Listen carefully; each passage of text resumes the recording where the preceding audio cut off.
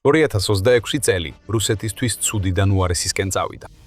ეს წელი უნდა ყოფილიყო, როცა დონბასი დაეცემოდა. უკრაინა იძულებული იქნებოდა მშვიდობის მოლაპარაკებებზე წასულიყო, სადაც პუტინი ყველა კოზის ფლობდა და ცოტა იღბალიც რომ ქონოდა. აშშ-ში კვლავ დარწმუნებული დარჩებოდა, რომ უკრაინის დაცემა გარდაუვალი იყო. კიევზე კიდევ უფრო მეტ ზეწოლას მოახდენდნენ. პუტინი ყველაფერს მიიღებდა, რაც სურდა. რა დიდი სხვაობა მოუტანია 7 თვეს. წელი სულაც არ დასულა ისე როგორც პუტინს ჰქონდა დაგეგმილი. და თუ ფიქრობდით, რომ 2026 უკვე ცუდი იყო რუსეთისთვის, აშშ-შუ ვითარება ბევრად უფრო გააუარესა. ის ერთადერთი რამ, რის გაკეთებასაც რუსეთს ყველაზე მეტად ეშინოდა, რომ აშშ-შუ გააკეთებდა, ახლა უკვე გაკეთებულია. და პუტინისთვის სიტუაციას კიდევ უფრო ამძიმებს ის, რომ შესაძლოა აშშ-სა და უკრაინას შორის ურთიერთობაში ახალი განთიადი ვიხილოთ. სენატორ ლინცი გრემის დაკრძალვიდან სულ რამდენიმე საათის შემდეგ, აშშ-ს სენატმა ისტორიული კენჭისყრა ჩაატარა კანონპროექტზე, რომელიც გრემის სახელს ატარებს. რამდენიმე თვის წინ გრემის მიერ ინიცირებული და წარდგენილი ეს კანონპროექტი აშშ-ს პრეზიდენტ დონალდ ტრამპს მისცემდა უფლებას, ნებისმიერი ქვეყნისთვის, რომელიც რუსეთიდან ნავთობს ან სხვა ენერგოპროდუქტებს ყიდულობს, დიდი ტარიფები დააწესოს. კანონპროექტი 86 ხმით 12-ის წინააღმდეგ მიიღეს. და ამ კენჭისყრით სენატორ გრემის კანონპროექტმა გადადგა პირველი და შესაძლოა ყველაზე მნიშვნელოვანი ნაბიჯი რეალობად ქცევის გზაზე. ეს გრემის მემკვიდრეობაა. წლების განმავლობაში ის სენატში უკრაინის ერთ-ერთი ყველაზე მტკიცე დამცველი იყო. ის არაერთხელ მოუწოდებდა ტრამპს მეტი გაეკეთებინა, რადგან აცნობიერებდა თუ რა ზიანს აკენებდა უკრაინას ის ფაქტი, რომ რუსეთს თავში ჩრდილოვანი ფლოტის მეშვეობით მილიარდობით დოლარის ნავთობის შემოსავალი ჰქონდა. ეხლა მისი ტრაგიკული გარდაცვალებიდან ნაკლებად ვიდრე ერთი თვის შემდეგ, როდესაც 71 წლის ასაკში აორტის გასტომით დაიღუპა. გრემის კანონპროექტი კიდევ ერთი ნაბიჯით მიუახლოვდა კანონად ქცევას და ეს ნიშნავს, რომ რუსეთისთვის საშინელი წელი ცუდიდან სულის დამანგრევლად გადაიქცა. მოიცადე, რას ვამბობთ? პუტინს სული არ აქვს. სანამ დავიწყებთ განხილვას, რას აკეთებს ეს კანონპროექტი და რატო არის ის მნიშვნელოვანი, ერთი შენიშვნა უნდა გავაკეთოთ. აღნიშნეთ, რომ სენატში მიღება პირველი ნაბიჯია, კიდევ ბევრი ნაბიჯია წინ. ევრომაიდან პრესი ამბობს, რომ ეს საწყისი კენჭისყრა გარკვეულწილად სიმბოლური იყო. სენატი ვაშინგტონს 7 აგვისტოს ტოვებს და ერთი თვის განმავლობაში აღარ დაბრუნდება. სენატში კიდევ რამდენიმე კენჭისყრა უნდა ჩატარდეს, სანამ კანონპროექტი ოფიციალურად დამტკიცდება და მას ჯერ კიდევ უნდა გაიაროს წარმომადგენელთა პალატა, რომელიც თავადაც 21 აგვისტომდე არ დადეგებს. წარმომადგენელთა პალატამ უკვე მიიღო მსგავსი კანონპროექტი, როგორც ახლა სენატში პირველი ეტაპი გაიარა. ეს ერთდროულად კარგი და ცუდი ამბავია. კარგი ის არის, რომ ეს აჩვენებს, წარმომადგენელთა პალატაში აშკარად არსებობს სურვილი რუსეთის დასჯის. მაგრამ ცუდი ის არის, რომ შეიძლება დაგვიანება მოხდეს, რადგან კანონპროექტის ორი განსხვავებული ვერსიის გაერთიანება ერთში იქნება საჭირო. ასე რომ ტარიფები დაუყოვნებლივ არ დაწესდება. თუმცა ამ ეტაპზე ისინი პრაქტიკულად გარდაუვალია. პოლიტიკოი უცხება, რომ გრემის კანონპროექტს უკვე 62 თანასპონსორი ჰყავს და ფართოდ არის მოსალოდნელი, რომ ის გაივლის ზედა პალატის კენჭისყრაში, რომელიც მალე გაიმართება. ამის შემდეგ კანონპროექტი გადაეცემა წარმომადგენელთა პალატას, სადაც როგორც ჩანს, მისი რომელიმე ვერსია დამტკიცდება. სიტუაციას ოდნავ ართულებს ისიც, რომ ჩანს გარკვეული დაბნეულობა იმასთან დაკავშირებით, რა მასშტაბის ტარიფების დაწესების უფლებას მისცემს კანონპროექტი ტრამპს რუსეთის წინააღმდეგ. კანონპროექტის საწყის კენჭისყრაზე მიღების შესახებ თავის ანგარიში ევრომაიდან პრესი წერს, რომ ტრამპს შეიძლება დააწესოს ტარიფები 500%-მდე. ეს მიუთითებს, რომ კანონპროექტი მიღებულ იქნა თავის ორიგინალურ ფორმაში, როგორც გრემმა და დემოკრატი სენატორი რიჩარდ ბლუმენტალმა დაწერეს. გარდიანი დამატებით დეტალებს გვთავაზობს.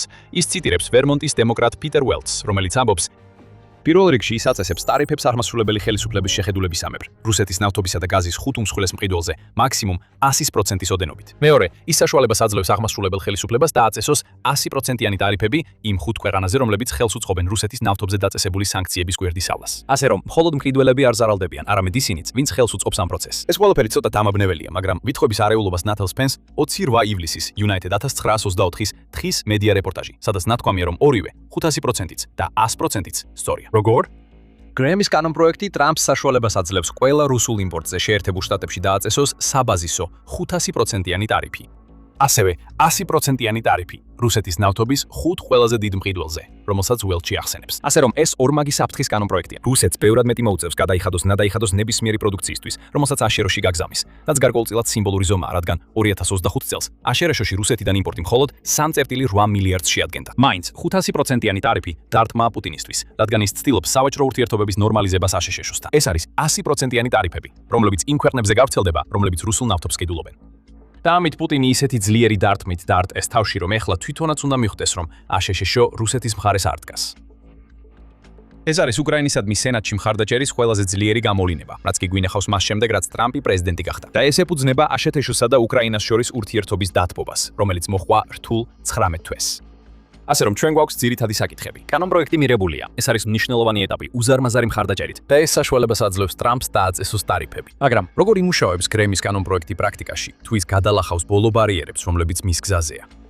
პირველ რიგში ეს კანონპროექტი პირდაპირ რუსეთის სანქცირებას არ ეხება. შეგიძლიათ იდაოთ, რომ აშშ-ს ამის გაკეთება არ სჭირდება. მას შემდეგ, რაც პუტინმა დაიწყო თავისი შეჭრა აშშ-მ, ევროკავშირთან, კანადასთან, დიდ ბრიტანეთთან და სხვა ქვეყნებთან ერთად, რუსეთის წინააღმდეგ 23,960 სანქცია დააწესეს.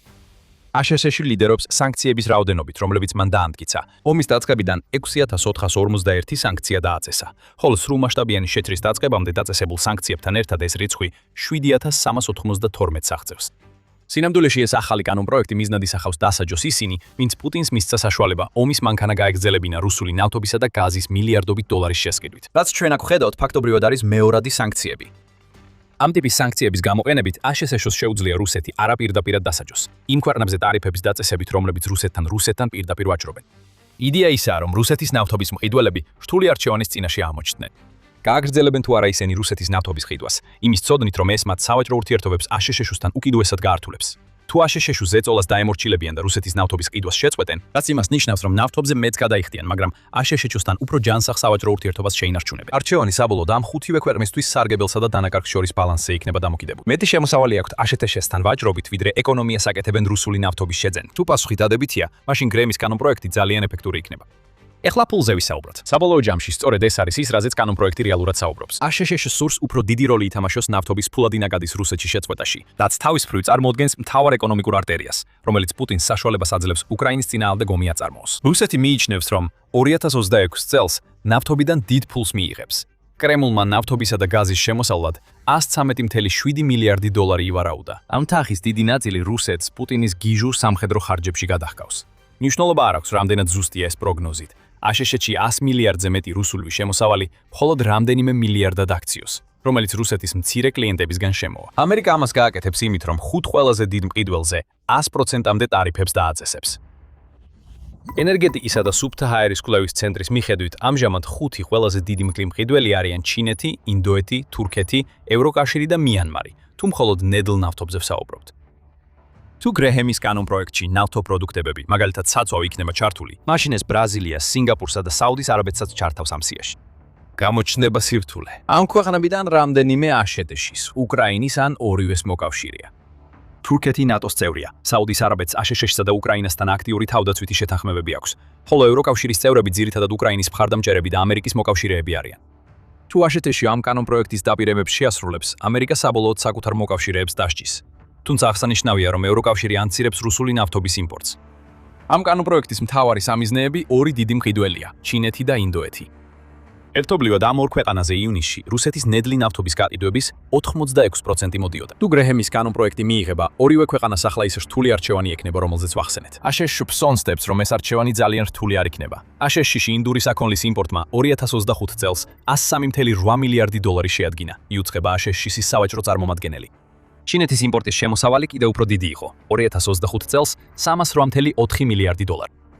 შეიძლება შეამჩნიოთ, რომ რუსეთის ნავთობისა და გაზის შემოსავლის პროგნოზები მთელი წლის განმავლობაში ბევრად დაბალია, ვიდრე ჩინეთის შემოსავალი აშშ-ში ექსპორტიდან. და მხოლოდ 10 მილიარდი დოლარით აღემატება იმას, რასაც ინდოეთი იღებს.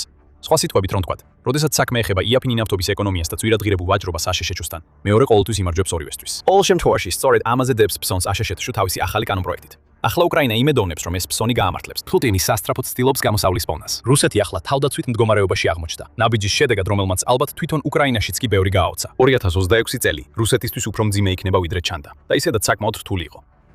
მაგრამ რაც პუტინს ნამდვილად დააფიქრებს, არის ის, რომ ამ კანონპროექტში ის ხედავს ახალ განთიადს აშშ-სა და უკრაინას შორის ურთიერთობაში. კრემლის კანონპროექტის მიღება შემთხვევით არ მომხდარა. ეს უბრალოდ ბოლო ნიშანია იმისა, რომ უკრაინა და აშშ სულ უფრო მეტად ერთიანდებიან, რათა რუსეთი დაამარცხონ. მაგრამ სანამ უფრო ხმად შევალთ თემაში, ეს არის სამხედრო შოუ. თუ ჯერ არ გაქვთ არხზე გამოწერა, ეხლა იდეალური დროა ღილაკზე დააწვეთ და შეტყობინებები ჩართოთ. უკვე დაბრუნდით ჩვენთან? კარგი. მოდით შევხედოთ აშშ-ს და უკრაინას. გრემის კანონპროექტის მიღება დაახლოებით იმავე დროს მოხდა, როცა უკრაინის პრეზიდენტი ვოლოდიმირ ზელენსკი თეთრ სახლში ჩავიდა დონალდ ტრამპთან შესახვედრად. ორივე ლიდერის ფოტოსურათი, სადაც ისინი შეხვედრის დროს იღიმიან, გვიჩვენებს, რომ მათ შორის განწყობა ძალიან განსხვავებულია იმისგან, რაც 1 წლის წინ იყო. ეს ღიმილები პუტინის გულში დანასავით ჩაესობა, ისევე როგორც ზელენსკის შეხვედრის შემდეგ გაკეთებული განცხადებები. პრეზიდენტთან ერთად პატრიოტის ჩამჭერი რაკეტების წარმოების ლიცენზიებზე და კიდევ რამდენიმე იდეაზე ვისაუბრეთ, რაც შეიძლება დაგვეხმაროს. ასევე ვისაუბრეთ დიპლომატიაზეც. ძალიან მნიშვნელოვანია, რომ დიპლომატიური პროცესი გააქტიურდეს, განაცხადა ზელენსკიმ X-ზე. პატრიოტის ჩამჯერებზე საუბარი მოჰყვა იმას, რომ ტრამპმა უკრაინისთვის პატრიოტის ტექნოლოგიის ლიცენზირება დაამტკიცა. რაც უკრაინას საშუალებას აძლევს თავად აწარმოოს ის, რაც შეიძლება იყოს მისი არსენალის ყველაზე მნიშვნელოვანი იარაღი. პატრიოტის წარმოება უკრაინის შიგნით მართლაც წინ მიიწევს. კიევ პოსტის ინფორმაციით, ზელენსკი თავის ვიზიტის დროს შეხვდა Lockheed Martin-ის წარმომადგენლებს. ეს არის ერთ-ერთი კომპანია, რომელიც პატრიოტის რაკეტების წარმოებაშია ჩართული. ზელენსკიმ ასევე განაცხადა, რომ კიდევ ერთმა მწარმოებელმა, Raytheon-მა, გამოხატა ინტერესი პატრიოტის რაკეტების ერთობლივი წარმოების მიმართ, რაც უკრაინას კიდევ უფრო ღრმად ჩააბამს ASHS-ის თავდაცვით ინდუსტრიაში. და ზელენსკის ASHS-ში ვიზიტის შემდეგ ახლახან გავრცელდა ინფორმაცია, რომ ამერიკის სპეციალური წარმომადგენელი სტივ ვიტკოფი და ტრამპის სიძე ჯარედ კუშნერი შეთანხმდნენ, რომ პირველად ეწვიონ უკრაინა. სავარაუდოდ, რათა განიხილონ, რა ნაბიჯები უნდა გადაიდგას მშვიდობის მოლაპარაკებებში შემდეგ ეტაპზე. ეს ყველაფერი არ არის ის, რაც პუტინს სურს იხილოს. ASHS და უკრაინა ერთმანეთის მიმართ მტრულად უნდა იყვნენ განწყობილი. ისინი დიდი ხნის განმავლობაში მართლაც ასე იყვნენ, რადგან პუტინის გაყოფისა და დაპყრობის სტრატეგია, როგორც ჩანს, მუშაობდა. თითქმის იმ წამიდანაც ტრამპი პრეზიდენტი გახდა, მისი ურთიერთობა ზელენსკისთან დაძაბული იყო. 2025 წლის თებერვალში ზელენსკის უკვე სამარცხვინოდ გახმაურებული და კატასტროფული ვიზიტი თეთრ სახლში. მისი ურთიერთობა ტრამპთან პრაქტიკულად დაინგრა. მალე ამის შემდეგ ASHS-მ შეაჩერა სამხედრო დახმარება და დაზვერვის ინფორმაციის გაზიარება უკრაინისთვის, თუმცა ორივე საკმაოდ სწრაფად აღადგინა. მას შემდეგ ჩვენ ამ ორ ლიდერთან დაკავშირებით ნამდვილი რკევები გქონდა. სხვადასხვა დროს ტრამპმა ზელენსკი დიქტატორად მოიხსენია და მან უკრაინას მოუწოდა მნიშვნელოვანი ტერიტორიები რუსეთს დაუთმოს. ტრამპს ასევე პირადი შეხვედრები და სატელეფონო საუბრები ჰქონდა პუტინთან. რაც ყველა უკრაინის წინააღმდეგ იყო მიმართული. მაგრამ 2026 წელს სიტუაცია შეიცვალა. ივნისში ტრამპმა ზელენსკის მამაცი უწოდა. მოგვიანებით ტრამპმა აღფრთოვანება გამოხატა უკრაინის შორი მოქმედების სტრატეგიის მიმართ. და ახლა ჩვენ ხედავთ, რომ მნიშვნელოვანი კანონპროექტები მიიღება. პატრიოტის ლიცენზიებზე შეთანხმება მიღწეულია. პატრიოტის ლიცენზიები გაცემულია და დიპლომატიური კავშირები უფრო ძლიერია ვიდრე ოდესმე. ღიმილები ყველაფერს ამბობს. ASHS-ში უფრო მტკიცედ უჭერს მხარს უკრაინას, ვიდრე მას შემდეგ, რაც დონალდ ტრამპი პრეზიდენტი გახდა. როგორც ჩანს, ეს იმიტომ ხდება, რომ ტრამპის ადმინისტრაცია ახლა ნამდვილად თვრილად თვლის, რომ უკრაინას შეუძლია რუსეთთან ომის მოგება. ბანკოს სახლი, რომლის აშენებასაც ვლადიმერ პუტინმა ამდენი დრო დაუთმო, ახლა უბრალოდ ჩამოინგრა. ეხლა ყველაფერი, რაც რუსეთის ლიდერს დარჩა, არის უკუროს და იმედით დაელოდოს. კანონპროექტმა, რომელმაც შეიძლება რუსეთის მთავარი შემოსავლის წყარო დაასუსტოს, სენატში პირველი ეტაპი უკვე გაიარა. როგორც ჩანს, ის აუცილებლად გაივლის დარჩენილ ეტაპებსაც. და მოდი ვაღიაროთ, ტრამპს ძალიან უყვარს ტარიფების დაწესება. ტრამპს რომ აქვს ამის სამართლებრივი საფუძველი და ამით ქულებს იწერს ჩინეთისა და ინდოეთის წინააღმდეგ, ეს კიდევ უფრო ზრდის პუტინის შეშფოთებას. ამ კანონპროექტით ტრამპი ყველასზე ზემოქმედების ბერკეტს იღებს. და თუ ვივარაუდებთ, რომ 2026 წელი იქნება ის წელი, როცა გრემის კანონპროექტი კანონად იქცევა, ეს ნიშნავს, რომ ეს წელი იქნება ის ერთადერთი რამ, რასაც პუტინი არ ელოდა, როცა რუსეთმა ახალი წელი აღნიშნა. სრული და აბსოლუტური ქაოსი. სხვერპლის მხრივ, რუსეთის გაზაფხულისა და ზაფხულის შეტევა კატასტროფული აღმოჩნდა. რუსეთმა წლის პირველ 5 თვეში 30-დან 34,000-მდე ადამიანი დაკარგა. ივნისმა რეკორდი დაამყარა. როდესაც რუსეთის შეტევა ჩავარდა, პუტინის ძალებმა კიდევ 39,490 ჯარისკაცი დაკარგეს, რაც ბევრად აღემატება იმ მოხალისე ჯარისკაცების რაოდენობას, რომელსაც რუსეთი ყოველ თვეში აგროვებს. დანაკარგები იმდენად გაუძლებელი ხდება, რომ პუტინი იძულებულია მობილიზაციისკენ წავიდეს. შესაძლოა 500,000-მდე რეზერვისტის მობილიზაცია მოუწიოს, რაც თითქმის უეჭველად მის ომით დაღლილ ხალხს მის წინააღმდეგ განაწყობს. არსებობს მიზეზი, რატომაც პუტინს სურს დაელოდოს მომავალ სახელმწიფო დუმის არჩევნებს, სანამ ამ ნაბიჯს გადადგამს. მობილიზაცია იქნება ყველაზე არაპოპულარული რამ, რაც მან საკუთარი ქვეყნის წინააღმდეგ ჩაიდინა, მას შემდეგ რაც ომი დაიწყო. ყველა ეს მსხვერპლი არც არაფერს წარმოადგენდა. რუსეთის წინსვლის ტემპი სასაცილოდ ნელია, იმდენად რომ ომის სხვა ნებისმიერ პერიოდთან შედარებით ბევრად უკანაა.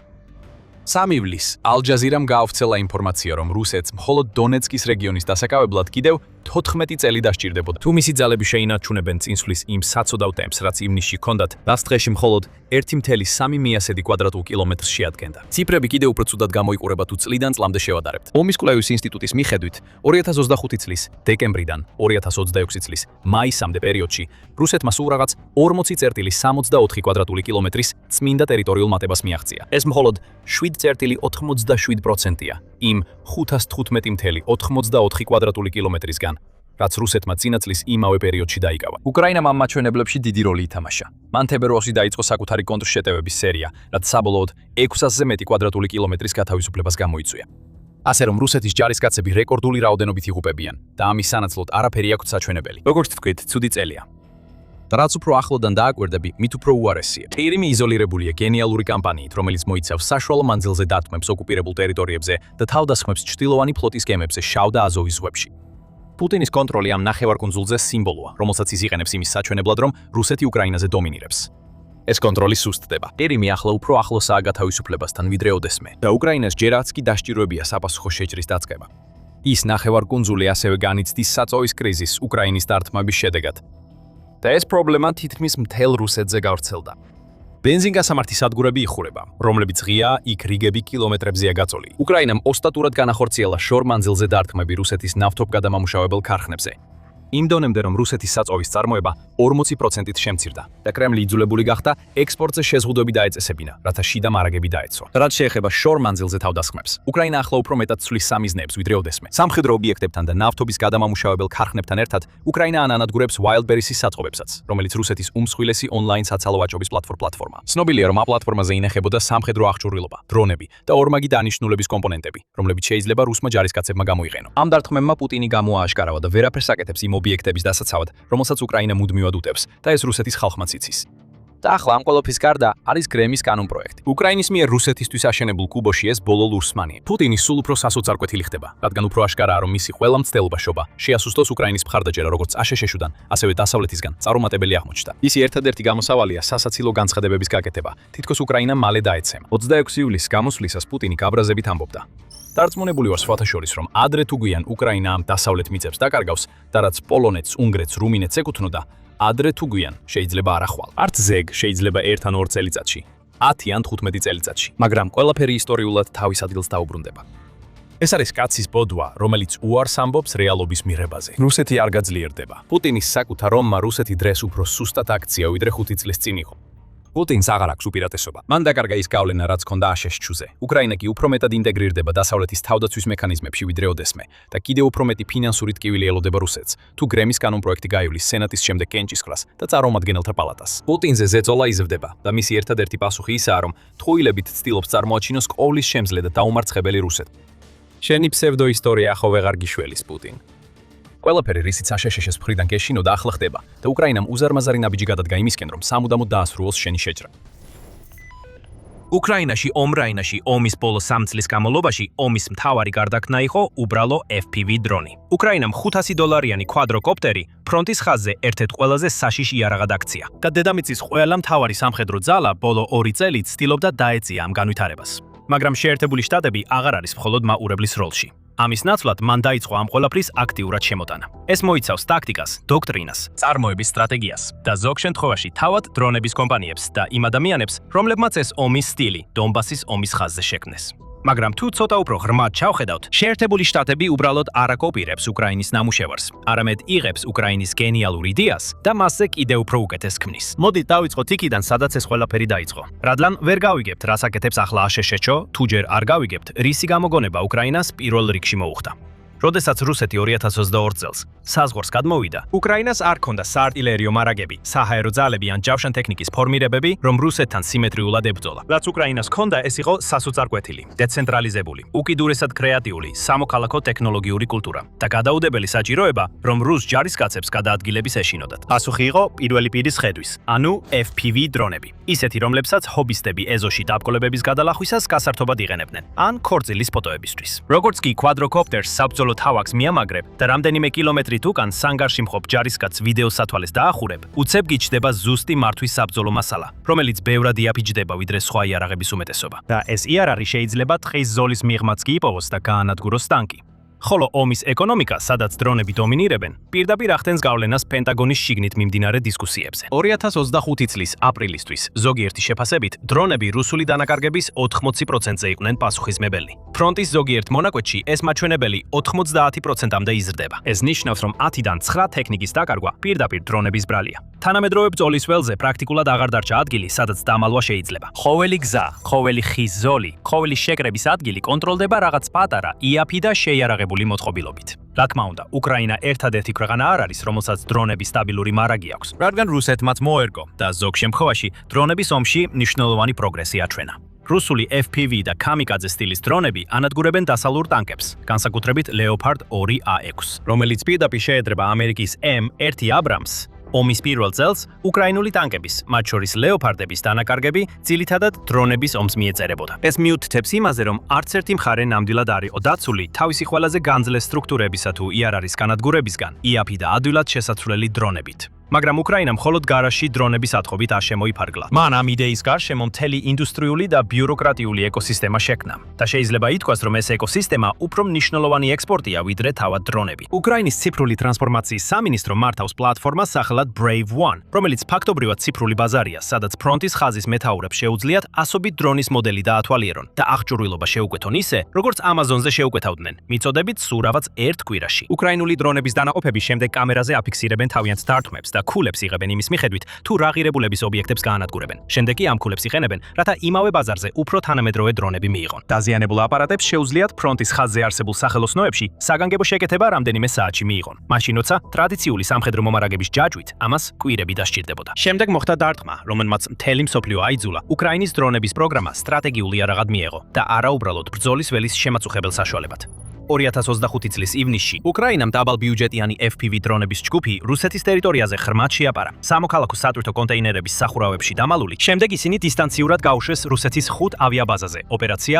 ობობის ქსელის ფარგლებში. უკრაინელი ოფიციალური პირების თქმით, დარტყმაში გამოიყენეს 117-მდე დრონი და დააზიანეს 41 თვითმფრინავი. მათ შორის 2.95 და 2.22 სტრატეგიული ბომბდამშენი. რუსეთის ზოგიერთი ყველაზე ძვირადღირებული და რთულად შესაძლებელი სამხედრო რესურსი. ზარალი $7 მილიარდ შეფასდა. რეალური ზიანის მასშტაბის მიუხედავად გზამილი და შედეგები ნათელი იყო. იაფასიანი დრონები ახლა უკვე საფრთხეს უქმნიან სტრატეგიულ ობიექტებს, ათასობით კილომეტრის დაშორებით ნებისმიერი ფრონტის ხაზიდან, ისე რომ არც ერთი პილოტირებული თვითმფრინავი არ კვეთს საზღვარს. რუსეთი იძულებული გახდა სწრაფად მიეღო განსხვავებული სტრატეგია თავისი შორეული ბაზების დასაცავად. ზოგ შემთხვევაში თვითმფრინავებზე საბურავების დადებით, რათა ისინი ნაკლებად შესამჩნევი ყოფილიყო სატელიტური სურათებიდან. და ეს აღარ დარჩა მხოლოდ უკრაინისა და რუსეთის კონფლიქტად, რადგან ტაქტიკები გავრცელდა სხვა დიდ კონფლიქტზეც, რომელიც ერთდროულად მიმდინარეობს. The Guardian-მა 2026 წლის მაისში გაავრცელა ინფორმაცია, რომ ჰეზბოლამ ლიბანში დანერგა ოპტიკურ ბოჭკოვანი FP დრონები და უკრაინაში დამკვიდრებული ტექნიკები პირდაპირ მოარგო, რათა გაევლო ისრაელის ელექტრონული ომის სისტემები. ერთ-ერთი ყველაზე დახვეწილი ჩახშობის გარემოა მთელ პლანეტაზე. როდესაც აშშ-მ თებერვლის ბოლოს დაიწყო საკუთარი კონფლიქტი ირანთან, თეირანმა რეგიონში დრონების მასიური შეტევით უბასუხა, ხოლო ამერიკულმა და მოკავშირე ძალებმა ბევრი მათგანი ჩამოაგდეს. მაგრამ აშშ-ს თავდასხმების მასშტაბმა ნათლად აჩვენა, რამდენად რთულია და ძვირადღირებული IAP, მასობრივად წარმოებული სისტემებისგან დაცვა. ძვირადღირებული, დახვეწილი, ჩამონგდების საშუალებებით. პრობლემა ისაა, რომ აშშ-ს მიერ ადრე გამოყენებული IRR უკიდურესად ეფექტური იყო საბრძოლო მზადყოფნის, ოპერაციული შესაძლებლობებისა და ძალის პროექციის თვალსაზრისით. მაგრამ ხარჯ-ეფექტური არ იყო. ავიღოთ აშშ-ს ყველაზე გამორჩეული გრძელდისტანციური დრონი. 2026 წლის ივლისისთვის აშშ-ს ოფიციალური პირების თქმით, ირანში ჩატარებული ოპერაციების შედეგად 30-ზე მეტი Reaper MQ-9 დრონი განადგურდა. ამ დრონების ერთეულის ღირებულება ბოლოს დაახლოებით $16 მილიონ იყო შეფასებული. როდესაც ისინი დაბალფასიან ერთჯერად დრონებს უპირისპირდებიან, ძალის ბალანსი იხრება იმ იარაღის სასარგებლოდ, რომელსაც მტრისკენ ისვრი და აღარ გაწუხებს. უსაფრთხოა თუ არა შენი ინვესტიცია.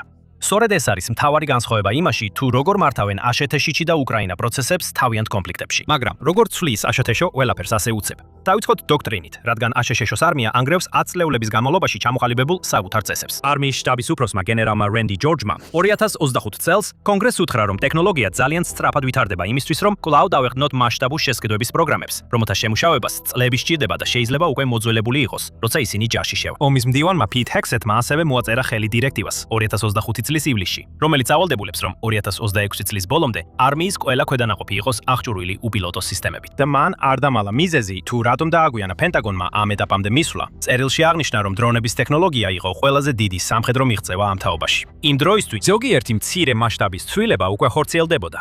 2025 წლის იანვარში არმიის მესამე ბრიგადან მე-10 მთის დივიზიიდან გერმანიაში სწავლებაზე გამოიყენა 154 ექსპერიმენტული დრონი, რაც უფრო მეტია, ვიდრე რომელიმე ქვედანაყოფს ოდესმე მიუტანია წუხთნებზე.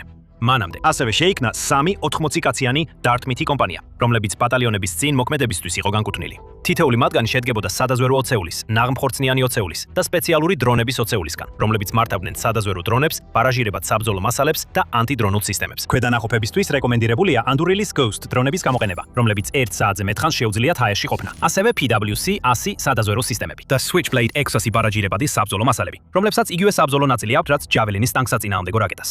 ამავე დროს 101 საჰაერო სადესანტო დივიზიის ჯარისკაცები მართავენ დრონებს, რომლებიც 3D ბეჭდვით დამზადებული ნაწილებითაა აწყობილი, ხოლო ATMT-ის დივიზიის ჯარისკაცები თავიანთ ზურგ-ჩანთებში ატარებენ Skydio X-2D სისტემებს. არმიამ ასევე შექმნა თავისი პირველი ოფიციალური დრონების კურსი Fort Rooker-ში, რომელიც ახლა ცნობილია როგორც Fort Novoseli 2025 წლის აგვისტოში. ეს არის სამკვირიანი პროგრამა, რომელიც აერთიანებს 20-დან 25 საათამდე ვიდეო თამაშის სტილის სიმულატორზე ფრენას და პრაქტიკულ წვრთნას რეალურ სისტემებზე. ასევე არის სწავლება 3D ბეჭდვასა და CAD დიზაინში, რადგან ამ მოწყობილობების მუშაობის უზრუნველყოფა მოითხოვს ნაწილების ადადგილზე დამზადების უნარს. კურსის დირექტორმა, კაპიტანმა რეიჩელ მარტინმა ამას უბრალოდ ჩამორჩენის დაძლევის ცდელობა უწოდა და აღნიშნა, რომ აშშ-ში ამ სფეროში გლობალურად ჩამორჩებოდა და ეს იყო აგრესიული მცდელობა ამ სხვაობის შესამცირებლად. ამასობაში არმიის მდივანმა დანიელ დრისკოლმა აღნიშნა, რომ ბატალიონებმა უნდა გახდნენ უფრო კომპაქტურები და აღარ უნდა გადაინაცვლონ წინ ისეთ მანძილზე, როგორც ადრე. იმიტომ რომ ის სიმჭიდროვე, რაც უკრაინამ აჩვენა, ნიშნავს, რომ 10 მილიონი დოლარის ღირებულების ტანკი შეიძლება აღმოაჩინონ და გაანადგურონ ისეთი რამით, რომლის ღირებულება მეორად ავტომობილზე ნაკლებია. საზღვაო ქვეითთა კორპუსი ამავე ტრანსფორმაციის კიდევ უფრო სწრაფ და გულახდილად რომ თქვათ, უფრო იმპროვიზებულ ვერსიას ახორციელებს. 24-ე საზღვაო ექსპედიციურმა დანაყოფმა 3 კვირა გაატარა კემპ ლეჟენში, სადაც ნეროს არჩერზე ვარჯიშობდნენ.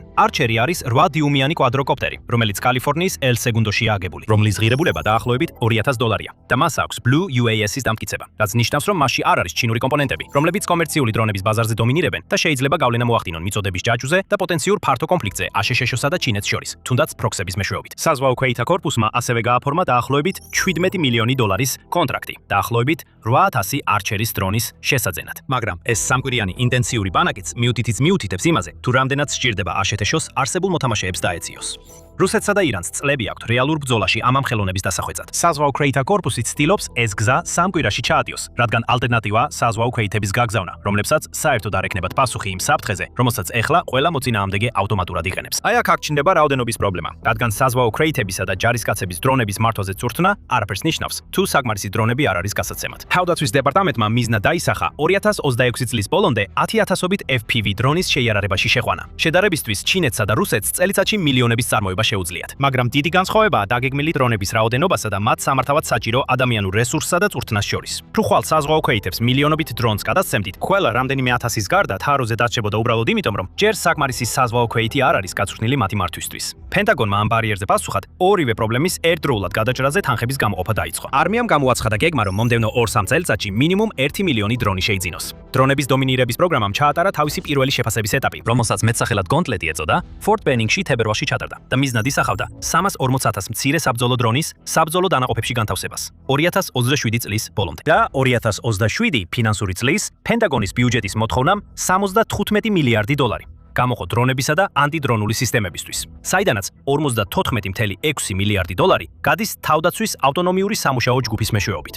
ეს აღარ არის საპილოტე პროგრამა. ეს არის პენტაგონის მცდელობა, რამდენიმე წელიწადში ააშენოს ისეთი ტიპის დრონების ინდუსტრიული ბაზა, როგორიც უკრაინამ სუფთა აუცილებლობის გამო ედ ზამთარში შექმნა. და მიუხედავად იმისა, რომ ფული მნიშვნელოვანია, უკრაინა მაინც ბევრად უფრო ღირებული რამეა. მაგრამ სანამ ამაზე გადავიდოდეთ, დარწმუნდით, რომ გამოწერილი გაქვთ military show, რათა მიიღოთ უახლესი ინფორმაცია უკრაინის ომისა და გლობალური გეოპოლიტიკური და სამხედრო მოვლენების შესახებ. უკრაინას აქვს ინფორმაცია იმის შესახებ, თუ ზუსტად როგორ მუშაობს დრონები, რომელი სისტემების წინააღმდეგ არიან ისინი ყველაზე ეფექტიანები და წლების რეალური საბრძოლო სტატისტიკა და ვიდეო მასალა, რაც ამ ყველაფერს ამყარებს.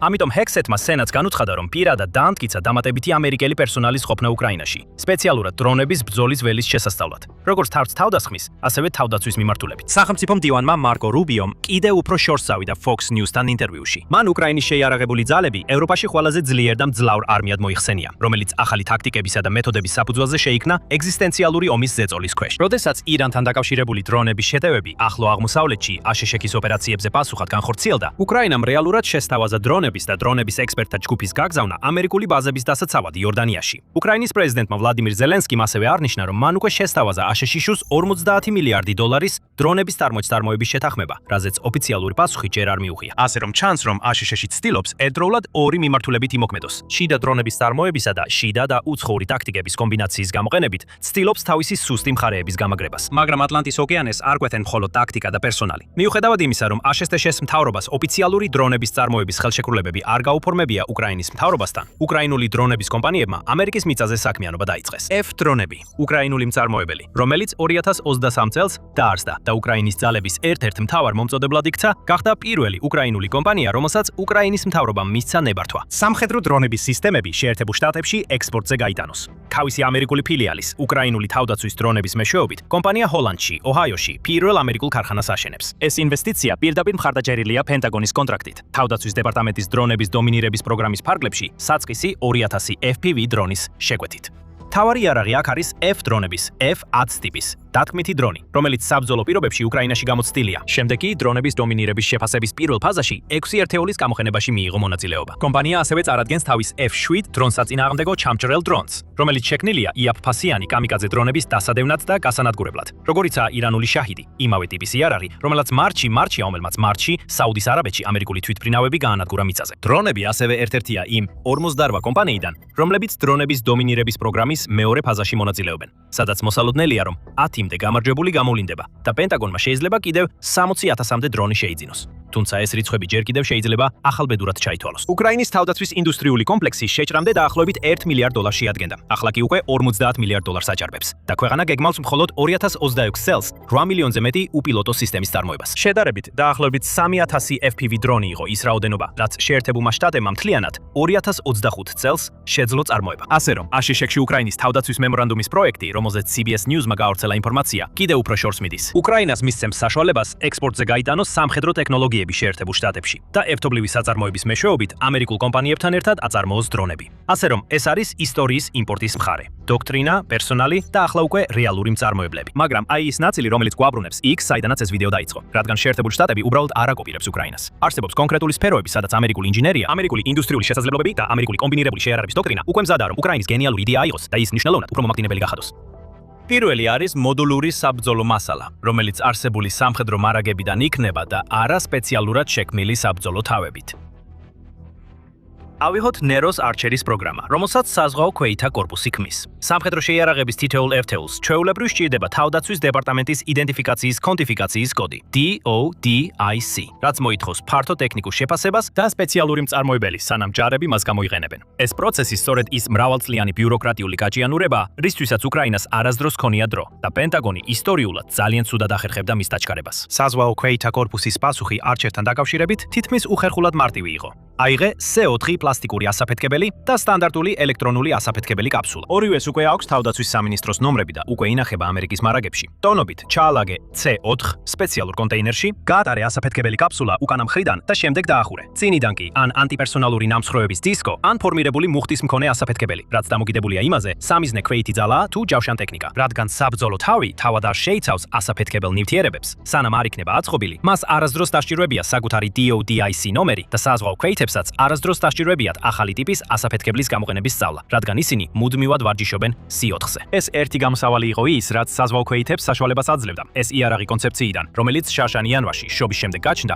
რეალურ საბრძოლო შესაძლებლობამდე მიიყვანათ კამპლეჟუნში, სულ რაღაც 1 წელიწადში, რაც ნაკლები დროა, ვიდრე არმიას ერთი სათადარიგო იარაღის მიღება სჭირდება. ნაწილების უკანა შეკვეთიდან მიღება. ეს აშკარად ამერიკული გადაწყვეტაა. არსებული გლობალური ლოგისტიკური ჯაჭვის სიღრმისა და სტანდარტიზაციის გამოყენება, რათა შესყიდვების ბარიერი გვერდი აუარონ და არა იმის მცდელობა, რომ რუსეთსა და ჩინეთს წარმოებაში გადაასწრონ ერთეული ერთეულზე. მეორე კი ჩახშობას უძლებს, რადგან სპეციალურად ძველი ანალოგური და ოპტიკურ ბოჭკოვანი საკონტროლო კავშირები აქვს. უკრაინის ელექტრონული ომის გარემო რუსეთის წინააღმდეგ ერთ-ერთი ყველაზე მჭიდრო და დახვეწილია მსოფლიოში. და ორივე მხარე მისწავლა, რომ ციფრული მართვისა და კამერის სისტემები, მიუხედავად იმისა, რომ უფრო მკვეთრი და ზუსტია, ჩახშობისას მაშინვე ითიშება. ამიტომ არჩერის პლატფორმა განზრახ იყენებს ანალოგურ კამერასა და მართვის სისტემას ციფრულის ნაცვლად, რომელიც ჩახშობისას თანდათანობით უარესდება. ის არ ითიშება ერთდროულად, რაც ოპერატორს ცოტა მეტროს აძლევს დრონის უკან დასაბრუნებლად ან დარტყმის დასასრულებლად, თუნდაც ელექტრომაგნიტურად რთულ პირობებში. სინამდვილეში უკრაინულმა და რუსულმა ძალებმა ამავე მიზეზით დაიწყეს ოპტიკურ ბოჭკოვანი კაბელით აღჭურვილი დრონების გამოყენება,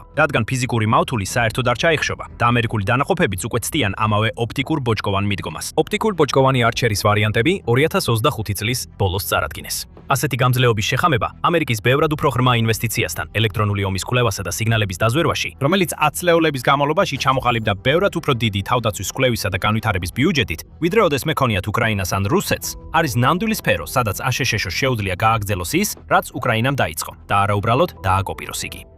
მესამეა ავტონომიური მართვა, რაც სინამდვილეში ხელოვნური ინტელექტისა და ზუსტი ინჟინერიის უპირატესობაა, რომელსაც შეერთებული შტატები უნიკალურად შეუძლია გამოიყენოს.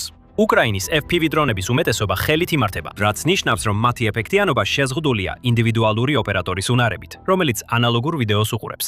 მაგრამ F7 ინტერსეპტორი რომელსაც ახლა F-Drones ოჰაიოში აშენებს, მიუთითებს იმაზე, თუ საით მიდის ეს შემდეგ. შეტაკების საბოლოო ფაზაში პილოტი მხოლოდ დრონის სიჩქარეს აკონტროლებს, ხოლო ავტომატური მართვა ყველაფერ დანარჩენს უზრუნველყოფს. ფაქტობრივად იაფფასიან საფრენ აპარატს აძლევს საშუალებას თავად დაარტყას სამიზნეს ისეთი სიზუსტით, რომელიც არ არის დამოკიდებული ადამიანის რეაქციის სიჩქარესა თუ ნერვებზე ცეცხლის ქვეშ. ასეთი ბორტული ავტონომიის ამერიკის ნახევარგამტარ ბაზასთან შერწყმა, მის კომპიუტერული ხედვის კვლევით ეკოსისტემასთან და მის ბევრად უფრო დიდ პროგრამული უზრუნველყოფის ინჟინრების რესურსთან, ვიდრე უკრაინასა და რუსეთს აქვთ, არის სფერო, სადაც შეერთებულ შტატებს შეუძლია მთლიანად გადაუსწროს ხელით მართული დრონების როის. მეოთხე არის ეგრეთ წოდებული კომბინირებული შეიარაღების დეკომპლექციის დისციპლინა, რაც შეიძლება ზედმეტად ტექნიკურად ჟღერდეს, მაგრამ სინამდვილეში დრონების ომში ერთ-ერთი ყველაზე რთული პრობლემაა და ის, რაშიც ASHS-ის სამხედროებმა 80 წელი დახარჯეს გამოცდილების შესაძენად. ცეცხლის მხარდაჭერის კოორდინაციისთვის ამერიკის სამხედრო ერთუხრივ თავდასხმით დრონს არ განიხილავენ, ფუნდამენტურად განსხვავებულად F-13-ისგან, რადგან ორივე წარმოადგენს სასიკვდილო ეფექტს, რომელიც უნდა იყოს გამოყოფილი ახლოს მოძრავი მეგობრული ძალებისგან. მაგრამ ASHS-ს უკვე აქვს ფართო ზომები მიღებული თავისი სხვა საჰაერო შეტევითი საშუალებების გარშემო და იგივე კონცეფცია შეიძლება გავრცელდეს დრონებზეც.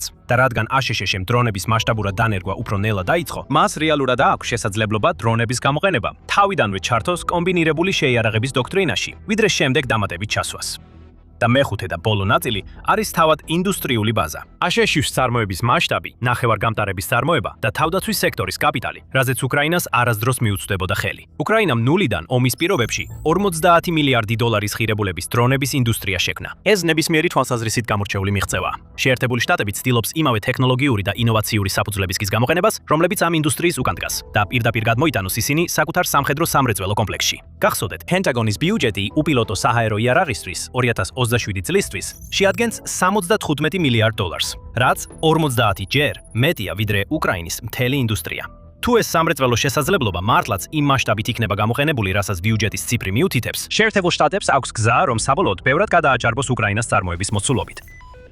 უკრაინას სიჩქარის პრობლემა აქვს. მისი სწრაფად განვითარებადი გადამჭერი დრონების არმია საოცრად ეფექტური აღმოჩნდა რუსეთის უფრო ნელა მოძრავი შაჰიდის დრონების წინააღმდეგ. სამწუხაროდ, ისევ ეს გადამჭერი დრონები უბრალოდ საკმარისად სწრაფები არ არიან, რომ გაუმკლავდნენ უფრო სწრაფ საფრთხებს, როგორიცაა რეაქტიული ძრავით აღჭურვილი Javelin Force ან KH-101-ის ტიპის ფრთოსანი რაკეტები. მაგრამ ეს შეიძლება მალე შეიცვალოს, რადგან უკრაინამ და გერმანიამ ახლა აღმოაჩინეს გენიალური გზა, რათა დააჩქარონ თავიანთი გადამჭერი დრონები და გაანადგურონ ყველაზე სწრაფი რუსული დრონებიც კი. გაიცანით Apex Record Hunter. ეს არის ექსპერიმენტული პატარეაზე მომუშავე დრონი, რომელიც შექმნილია გერმანული კომპანია Quantum Systems-ის მიერ. კომპანიის მთავარი ოფისი ბავარიაში მდებარეობს, თუმცა მას ოფისები მსოფლიოს სხვადასხვა ქვეყანაში აქვს და არის ერთ-ერთი წამყვანი სპეციალისტი მცირე უპილოტო საფრენი აპარატების, ანუ UAV-ების განვითარებაში, დიზაინსა და წარმოებაში. UAV ტექნოლოგიების საზღვრების გაფართოების სურვილით, Quantum Systems-ის Next ინჟინერთა გუნდმა შექმნა Apex Record Hunter ერთი მიზნისთვის. დაემყარებინა მსოფლიო რეკორდი ბატარეაზე მომუშავე საფრენი აპარატის სიჩქარეში. რეკორდი დაფიქსირდა 657.49 კმ/სთ-ში. 409 მილისაათში სამხრეთ აფრიკელმა ძმებმა Luke და Mike Bellმა დაამყარეს თავიანთი Peregrine V4 დრონით 2025 წლის დეკემბერში. თუმცა 2026 წლის 26 ივნისს Quantum Systems-ის Apex Record Hunter-მა მნიშვნელოვნად უფრო სწრაფად იფრინა. მან მიაღწია მაქსიმალურ სიჩქარეს 689 კმ/სთ-ში, ანუ 434 მილისაათში, სწორი და ჰორიზონტალური ფრენის დროს. რადგან თესტი შიდა პირობებში ჩატარდა, გინესის რეკორდების გუნდის წარმომადგენლების გარეშე, რომლებიც სიჩქარეს დააკვირდებოდნენ და დაადასტურებდნენ, Quantum Systems-მა ოფიციალურად ჯერ რეკორდი არ მოხსნა. თუმცა კომპანია როგორც ჩანს დარწმუნებულია, რომ ამას შეძლებს და უკვე ოფიციალური სერტიფიკაციისთვის ემზადება. უფრო მეტიც, მისი ინჟინრები მტკიცედ მიიჩნევენ, რომ მათი ქმნილება კიდევ უფრო სწრაფადაც შეძლებს მოძრაობას. უფროსმა პროტოტიპირების ინჟინერმა რობერტ კარდემინმა მედიას განუცხადა, რომ მისმა გუნდმა უკვე 1 წელზე მეტი გაატარა რეკორდის დამამყარებელზე მუშაობაში, მაგრამ უახლოეს მომავალში გაჩერებას არ აპირებს. 689 კმ/სთ-ში წარმოუდგენელი მიღწევა, მაგრამ ეს მხოლოდ დასაწყისია. ძალიან მალე დავბრუნდებით, რომ კიდევ უფრო სწრაფად ვიაროთ და ეს ოფიციალურად გავხადოთ. მაგრამ რატომ არის ეს მნიშვნელოვანი უკრაინისთვის? საბოლოოდ Apex Record Hunter სამხედრო დრონი არ არის. ეს არის უბრალო ექსპერიმენტული პროდუქტი. ერთ ეგზემპლარიანი უპილოტო საფრენი აპარატი, რომელიც შექმნილია იმისთვის, რომ რაც შეიძლება სწრაფად იფრინოს და არა იმისთვის, რომ მტრის სამიზნეებზე ბომბები ჩამოაგდოს. ასე რომ, იმისათვის, რომ ამ ამბის მნიშვნელობა უკრაინული პერსპექტივიდან გაიგოთ, საჭიროა სათაურებს მიღმა დაინახოთ. საქმე არ ეხება თავად Record Hunters ან იმ ზუსტ სიჩქარეს, რომელსაც მან მიაღწია. საუბარია იმ ტექნოლოგიაზე, რომელიც მის უკან დგას. საქმე იმაშია, რომ ინჟინერთა გუნდმა შეძლო ისეთი რაღაცის გაკეთება, რაც ადრე შეუძლებლად მიიჩნეოდა. შედარებით მარტივი, კომპაქტური ელექტროდრონის თითქმის იმავე სიჩქარით გადაადგილება, როგორც ფრთოსანი რაკეტა. და ამბავი აქ ამთავრდება. უკრაინისთვის ეს მხოლოდ დასაწყისია. რადგან კიდევ ერთი მნიშვნელოვანი ფაქტია Quantum Systems-ის შესახებ. ის ძალიან მჭიდროდ თანამშრომლობს უკრაინასთან. სინამდვილეში, მას აქვს საკუთარი უკრაინული შვილობილი კომპანია, WeDronesy, რომელიც უკვე ეძებს გზებს თუ როგორ დაინტეგროს იგივე ტიპის ტექნოლოგიები, რომლებიც ჩანს Apex Record Hunter-ზე, საკუთარ სამხედრო უპილოტო საფრენ აპარატებში. მათ შორის უკვე არსებული მოდელები, როგორიცაა Strela Interceptor და ისინიც, რომლებიც ჯერ კიდევ განვითარების პროცესშია. ან ახლახან გამოვიდა. მაგალითად, Iageri, რომელიც იყენებს კომბინირებულ ელექტრო და რაკეტულ ძრავს, რათა 4000 მეტრის სიმაღლეს მხოლოდ 30 წამში მიაღწიოს. WeDrones ასევე აპირებს ჩაატაროს საკუთარი რეკორდული სატესტო მცდელობები უახლოეს კვირებსა და თვეებში, რადგან ის ცდილობს თავს თავისი დრონები უფრო სწრაფად გააფრინოს ვიდრე ოდესმე. უკრაინის მასშტაბით სხვა დრონების კომპანიებიც სწორედ ამავე მიზნისკენ მუშაობენ. და რომ გავიგოთ რატომ, უნდა შევხედოთ ერთ-ერთ ყველაზე დიდ პრობლემას, რომელსაც კიევის ძალები დღეს აწვდებიან. მიუხედავად იმისა, რომ რუსეთმა ბოლო დროს სერიოზული დათმები მიიღო, ოკუპირებულ ტერიტორიებსა და საკუთარ რეგიონებში მრავალი გამანადგურებელი იერიში გადაიტანა. მათ შორის ნავთობგადამამუშავებელ ქარხნებსა და სამხედრო მომარაგების ხაზებზე თავდასხმები, რუსეთი მაინც აგრძელებს საფასუხო საჰაერო იერიშებს უკრაინულ ობიექტებზე. ფრითაც და ღამითაც კრემლი აგრძელებს დრონების მასიური გუნდებისა და რაკეტების ზალპების გაშვებას საზღვრის მიღმა, უკრაინული ქალაქებისა და დასახლებული პუნქტებისკენ. ეს თავდასხმები რეალურად არც შენელებულა და არც შესუსტებულა რაიმე მნიშვნელოვან დონეზე. პირიქით, შეიძლება ითქვას, რომ რუსეთი კიდევ უფრო აძლიერებს მათ, რადგან იყენებს უფრო თანამედროვე უპილოტო აპარატებს და უფრო მეტ სწრაფფრენ რაკეტებს. როგორც დაადასტურა უკრაინის საჰაერო ძალების კომუნიკაციების დირექტორატის ხელმძღვანელმა იური იხნატმა ივლისის ინტერვიუში United News-თან. მე არ ვიტყოდი, რომ მათი რაოდენობა შემცირებულია. მართლაც, ისინი ახლა უფრო მეტად კონცენტრირდებიან ბალისტიკურ რაკეტებზე, რადგან ესმით რა პრობლემები გვაქვს უკრაინისთვის რაკეტების მოპოვებაში, მაგრამ ისინი თავს ესხმიან ყოველღამე და ეხლა უკვე დღისითაც. როდესაც მტერი ასეთ მიზანს ისახავს, დრონებს შეუძლიათ დღე-ღამის განმავლობაში შეუტიონ. ეხლა ომის შესწავლის ინსტიტუტის 2 ივლისის ანგარიშმაც აჩვენა, რომ რუსეთი როგორც ჩანს, ყურადღებას ამახვილებს უფრო სწრაფ საჰაერო საშუალებებზე, მაგალითად რეაქტიულ დრონებზე. რუსულმა ძალებმა შესაძლოა შეცვალეს წარმოების სტრუქტურაც, მაგალითად შაჰიდის ტიპის დრონების წარმოების დეცენტრალიზაციას, ან გადადიან პრიორიტეტულ დრონის ვარიანტებზე, რომელთა წარმოება შეიძლება უფრო რთული იყოს, მაგალითად რეაქტიული ძრავების მქონე დრონებზე. ეს სავარაუდოდ პირდაპირ პასუხია იმ ფაქტზე, რომ უკრაინამ შექმნა ესეთი ეფექტური ჩამჭერი დრონების ფლოტი. ესეთი მოდელებით, როგორიცაა Skyfall, P1 Sun და Wild Hornet Sting 2, რომლებიც შეუძლიათ ჰაერში მოძებნონ და გაანადგურონ შაჰიდის ტიპის დრონები, მანამ სანამ ისინი მიახლოვდებიან მათ სამიზნე ობიექტებს. როდესაც მიხვდა, რომ მისი ბევრი საბაზისო დრონი აღარ იყო ისეთი ეფექტური, რუსეთმა როგორც ჩანს, შეცვალა თავისი მიდგომა და სამწუხაროდ უკრაინისთვის ეს მუშაობს. რეაქტიული ძრავით აღჭურვილი დრონები, როგორიცაა Jaren 4, ჩვეულებრივ მოძრაობენ 300-დან 400 კილომეტრამდე საათში სიჩქარით, ანუ 186-დან 248 მილამდე საათში. მაგრამ საჭიროების შემთხვევაში, მათი თურბორეაქტიული ძრავების სხალობით სიჩქარეს 500 კილომეტრამდე საათში, ანუ 311 მილამდე საათში ავითარებენ. ეს უბრალოდ ძალიან მაღალი სიჩქარეა ბევრი უკრაინული ჩამონგდებისთვის. მაგალითად, Sting 2-სა და P1 Sun S მაქსიმალური სიჩქარე დაახლოებით 300 კილომეტრი საათში, ანუ 186 მილი საათში აქვთ. რუსეთის რაკეტებიც ძალიან სწრაფად მოძრაობენ, მაგალითად, X101-სა და X-55-ს.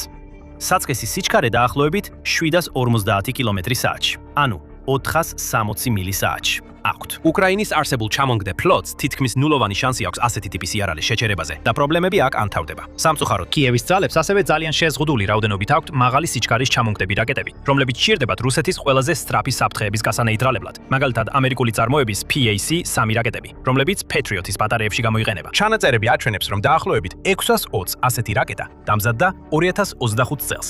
და ეს მხოლოდ უკრაინისთვის არ არის, ეს მთელი მსოფლიოსთვისაა. და რამდენიმე ქვეყანა რიგში დგას მათ შესაძენად. ესეთი ქვეყნებია გერმანია, იაპონია და პოლონეთი. თავად აშშ-საც სურს, რომ საკუთარი საჭიროებებისთვის და ოპერაციებისთვის PAC-3 რაკეტების საკმარისი მარაგი კონდეს. და ქვეყნებს ძალიან ცოტა დრო სჭირდებათ, რომ ეს რესურსები ამოწურონ. მართლაც, ირანის ომის დროს 2026 წლის დასაწყისში 800-ზე მეტი Patriot-ის რაკეტა გამოიყენეს ახლო აღმოსავლეთის ქვეყნების დასაცავად ირანული თავდასხმებისგან სულ რამდენიმე დღეში. უკრაინა კი ყოველდღე და ყოველღამით კიდევ უფრო დიდ საფრთხეს და ბევრად უფრო ინტენსიურ თავდასხმებს აწყდება. უბრალოდ, პლანეტაზე საკმარისი Patriot-ის რაკეტები არ არსებობს, რომ უკრაინამ თავი დაიცვას. ეს გადაჭარბება არ არის, ეს ფაქტია. დეტალური ანალიზის მიხედვით, რომელიც Defense Express-მა ჩაატარა, თუნდაც შეერთებულმა შტატებმა უკრაინაში გაგზავნოს ყველა PAC-3 ტიპის რაკეტა, რომელსაც აწარმოებს, ეს მაინც საკმარისი არ იქნება. აი რატო? უკრაინის სადაზვერვო მონაცემებით, რუსეთი აწარმოებს დაახლოებით 60 ისკანდერს. რუსეთი ყოველთვე აწარმოებს დაახლოებით 60 ისკანდერ M ბალისტიკურ რაკეტას, 40 ბალისტიკურ რაკეტას S-300 და S-400 სისტემებისთვის, 10 კინჯალის ბალისტიკურ რაკეტას და 3-მდე ცირკონის ჰიპერბგერით რაკეტას. ეს არის 113 ერთეული, რომლის შესაჩერებლადაც საჭიროა პატრიოტის კლასის სისტემები. ამჟამად PAC-3-ის წარმოების ტემპი დაახლოებით 60 ერთეულს აღწევს თვეში. ეს უბრალოდ საკმარისი არ არის. რუსეთი ასევე ზრდის რეაქტიული დრონების წარმოებას და გეგმავს თვეში დაახლოებით 500 ჯარენ 4-ის გამოშვებას. და უკრაინას სჭირდება ან პატრიოტები, ან სხვადები, ან სხვა მაღალი კლასის ჩამონგდები რაკეტები, თუ სურს მათი წარმატებით შეჩერება. და საქმე მხოლოდ იმაში არ არის, რომ ეს რაკეტები შედარებით იშვიათია, არამედ ძალიან ძვირიც ღირს. PAC-3-ის თითოეული რაკეტა რამდენიმე მილიონი დოლარი ღირს. სხვა ჩამჭერი რაკეტებიც ხშირად უახლოვდება ან აჭარბებს $1 მილიონ. მათი ღირებულებისა და სინცირის გაგათვალისწინებით, უკრაინა ვერ შეძლებს ჩამჭერი რაკეტების ფუჭად ხარჯვას ან მათი დაბალი პრიორიტეტისა და ღირებულების სამიზნეებზე გამოყენებას. მას სჭირდება IAP ალტერნატივების პოვნა, მაგრამ მას ამის გაკეთება უჭირს და უკვე დაიწყო ამ სირთულეების ფასის გადახდა. მაგალითად, 7 ივლისს რუსეთმა უკრაინაზე მასშტაბური ღამის შეტევისას 23 ისკანდერ M ტიპის ბალისტიკური რაკეტა და 6 მაღალი სიჩქარის ზირკონისა და ონიქსის რაკეტა გაუშვა. უკრაინამ ვერც ერთი მათგანის ჩამოგდება ვერ შეძლო. და ეს ეჯერადი შემთხვევა არ ყოფილა. ეს შემაშფოთებელი ტენდენციის ნაწილია, სადაც კიევის ძალებს მოსკოვის საჰაერო იერიშებთან კლავება უჭირთ. Apex Record Hunter-ის ტექნოლოგიას შეუძლია ეს ტენდენცია შეაჩეროს და უკრაინას სწორ გზაზე დააბრუნოს. მაგრამ სანამ აგიხსნით როგორ, თქვენ უყურებთ სამხედრო შოუს. თუ ჯერ არ გაქვთ გამოწერილი, ახლა დრო. ზედაპირზე. ჩანს, რომ უკრაინისთვის პრობლემები მატულობს. ის რუსეთისგან უფრო სწრაფ და რთულად ასაცილებელ საფრთხეებს აწყდება. ის უმკლავდება უფრო ინტენსიურ თავდასხმებს, რომლებიც შეიძლება დიდ მსხვერპლსა და მასშტაბურ განადგურებას გამოიწვიოს. და მისთვის აუცილებელი ყველა ტიპის ჩამჭერი საშუალებების მარაგები საშიშად იწურება. თუმცა, ყველა ეს პრობლემა შეიძლება ძირითადად მხოლოდ ერთი რამით გადაწყდეს: უფრო სწრაფი ჩამჭერი საშუალებებით. უკრაინამ უკვე აჩვენა, რამდენად ეფექტური შეიძლება იყოს ჩამჭერი დრონები. მათი წარმოება შედარებით იაფია, მარტივად განლაგებადია და განსაკუთრებულად ეფექტურია სწორ სამიზნეებზე. მაგალითად, 2026 წლის მარტში უკრაინულმა ჩამჭერებმა 33000-ზე მეტი მტრის უპილოტო საფრენი აპარატი ჩამოაგდეს. რაც ამტკიცებს, თუ რამდენად ფასეული და აუცილებელი გახდა ისინი ქვეყნის თავდაცვითი ძალისხმევისთვის. მაგრამ იმისთვის, რომ კვლავ ფასეული და ეფექტური დარჩნენ, მათ უნდა შეინარჩუნონ აქტუალობა. ისინი განსაკუთრებით აქტუალური იყო მაშინ, როდესაც რუსეთი ძლიერ ეყრდნობოდა თავის შაჰიდ 136 ტიპის დრონებს, რომელთა მაქსიმალური სიჩქარე მხოლოდ დაახლოებით 185 კმ/სთ-ია. ანუ 115 მილი/სთ-ში. თითქმის ორჯერ უფრო სწრაფად მფრენი, უკრაინის სამკვანი ჩამჭრელები მარტივად აფრინდებოდნენ და ეწეოდნენ უკვე მოძრავ შაჰიდებს, ხოლო პილოტები ან ბორტზე არსებული ხელოვნური ინტელექტის სისტემები უმიზნებდნენ სამიზნეებს და უმოწყალოდ ანადგურებდნენ მათ. თუმცა, როდესაც რუსეთი უფრო სწრაფი საშუალებების, როგორიცაა ჯარენ 4-ები, გამოყენებაზე გადადის, უკრაინის ჩამჭრელები ნაკლებად აქტუალური ხდება. ისინი ვეღარ ეწევიან ასეთი ტიპის სამიზნეებს და ამის ნაცვლად მათ უწევთ მათი ფრენის ტრაექტორიას წინასწარ გადაუჭრან და დაიკავონ იდეალური პოზიციები პირდაპირი შეჯახებისთვის, თუ სურთ მათი ჩამოგდება. ეს ბევრად უფრო რთულია, რის გამოც ბევრი ჯარენ 4 ადვილად უვლის გვერდს ისეთებს, როგორიცაა P-1 სანსი. მაგრამ წარმოიდგინეთ, რომ უკრაინის დრონებს შეეძლოთ ისეთივე სისწრაფით ფრენა, როგორც Apex Record Hunters 700 კმ/სთ-ში ან 435 მილი/სთ-ში. მოულოდნელად, მთელი განტოლება კიევის სასარგებლოდ იცვლება. რეაქტიული დრონების ჩამოგდება თითქმის ისეთივე მარტივი გახდება, როგორც ჩვეულებრივი შაჰიდების განადგურება, რადგან გადამჭერები შეძლებენ მათ დაწევას, მათ გარშემო მანევრირება და შეტევა ზუსტად იმ კუთხით, რომ წარმატებული განადგურება თითქმის გარანტირებული იყოს. და სარგებელი ამით ანთავრდება. იმის გათვალისწინებით, რომ ზოგიერთი რუსული ფრთოსანი რაკეტა საათში 700-დან 900 კმ-მდე სიჩქარით მოძრაობს, არ არის გამორიცხული ვივარაუდოთ, რომ მაღალი სიჩქარის გადამჭერებით შეძლებენ ამ საფრთხეების განეიტრალებას. განსაკუთრებით თუ ტექნოლოგიას კიდევ უფრო გააუმჯობესებენ, როგორც Quantum Systems-ის ინჟინრები ფიქრობენ. გადამჭერებს არ მოუწევთ ამ რაკეტებზე ბევრად უფრო სწრაფად ფრენა, რომ ისინი გაანეიტრალა. რადგან ისინი დრონებზე ბევრად დიდია, რადარის სისტემებზე მათი დაფიქსირება ადვილია. უკრაინას შეუძლია რადარის დაფარვაზე დაყრდნობით წინასწარ აღმოაჩინოს რაკეტები და შემდეგ დრონები გაუშვას მათ წინ, მზად და მოლოდინში, რომ შეეჯახონ სამიზნეებს. ამ შემთხვევაში გამოწვევა უფრო პოზიციონირებას უკავშირდება ვიდრე სიჩქარეს. და თუ უკრაინა ამ პრობლემას გადაჭრის, შეიძლება იმ დონემდე მივიდეს, რომ მრავალმილიონიანი საკრუიზო რაკეტების განადგურება შეძლოს ისეთი დრონებით, რომელთა წარმოებაც მხოლოდ რამდენიმე $1000 ჯდება. თუ ეს კონცეფცია კიდევ უფრო განვითარდება და ტექნოლოგია საკმარისად დაიხვეწება, უკრაინას მომავალში შეიძლება ისეთი გადამჭერი დრონების შექმნა, რომლებიც საკმარისად სწრაფი და მანევრირებადია, რომ მტრის ყველაზე სწრაფი საშუალებების, მათ შორის გამანადგურებელი თვითმფრინავების ჩამოგდებაც შეძლონ. რუსეთის საუკეთესო გამანადგურებლები ადვილად არღვევენ ბგერით ბარიერს, ხოლო Su-57-ს მაქსიმალური სიჩქარე Mach 2-მდე აქვს. დაახლოებით 1320 მილი/სთ-ში. ანუ 2135 კმ/სთ. ეს ბევრად უფრო სწრაფია ვიდრე Apex Record Hunter-ი, რომელიც უბრალოდ ვერ შეძლებს მიედნოს მეგტრედნოს ან დაეწიოს გამანადგურებელს, რომელიც უკვე ზებგერითის სიჩქარით მოძრაობს. მაგრამ შეუძლებელი არ არის წარმოვიდგინოთ სცენარი, სადაც უკრაინა შეძლებს მოამზადოს მცირე ჩასაფრებული ჯგუფები გადამჭერი დრონებისა იმ ადგილებში, სადაც გამანადგურებლები მიემართებიან პოზიციონირებასა და გეომეტრიაზე დაგრნობით, რათა წარმატებით დაარტყას მათ. ეს უახლოეს მომავალში არსებული ტექნოლოგიით ნაკლებად სავარაუდოა, მაგრამ ეს პოტენციური გრძელვადიანი სარგებელია.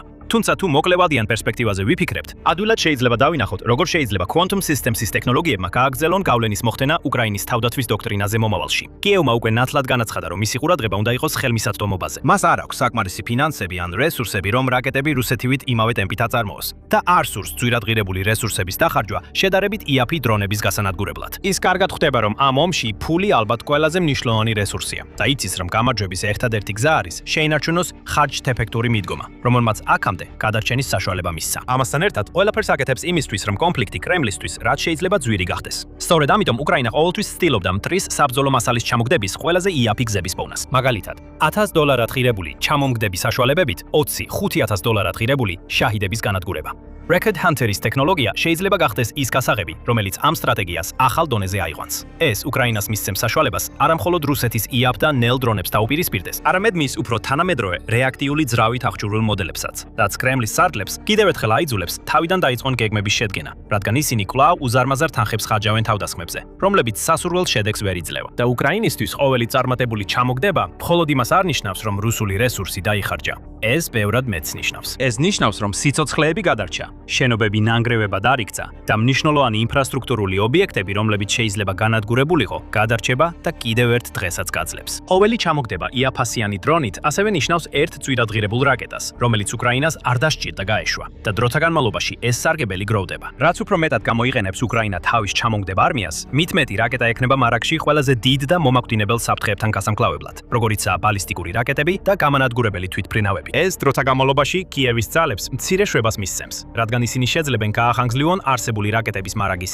სიცოცხლის უნარიანობა და ეფექტიანობა და მოიგონ დრო, სანამ მოკავშირეები შემდეგ პარტიას PAC-3-ის, NASAMS ან IRIS-T-ის მიაწვდიან. რუსეთს კი ამ დროს კიდევ ერთხელ დარჩება უფრო და უფრო ძვირადღირებული პრობლემა გადასაჭრელად. ის უკვე უფრო მეტ ხარჯავს საერო თავდასხმებზე, რადგან უფრო მეტად იყენებს თვითმფრინავებს, დრონებსა და რაკეტებს. და იმედს ამხარებს იმაზე, რომ ეს ძვირადღირებული დაბომბვები იქნება საკმარისად მასშტაბური და დამანგრეველი, რათა გადატვირთოს უკრაინის საჰაერო თავდაცვა, გაანადგუროს მისი ინფრასტრუქტურა და ამოწუროს მისი რაკეტების მარაგი. საბოლოოდ კრემლი იმედოვნებს, რომ ეს ტაქტიკა შეიძლება იყოს ის, რაც ომს მოაგებინებს.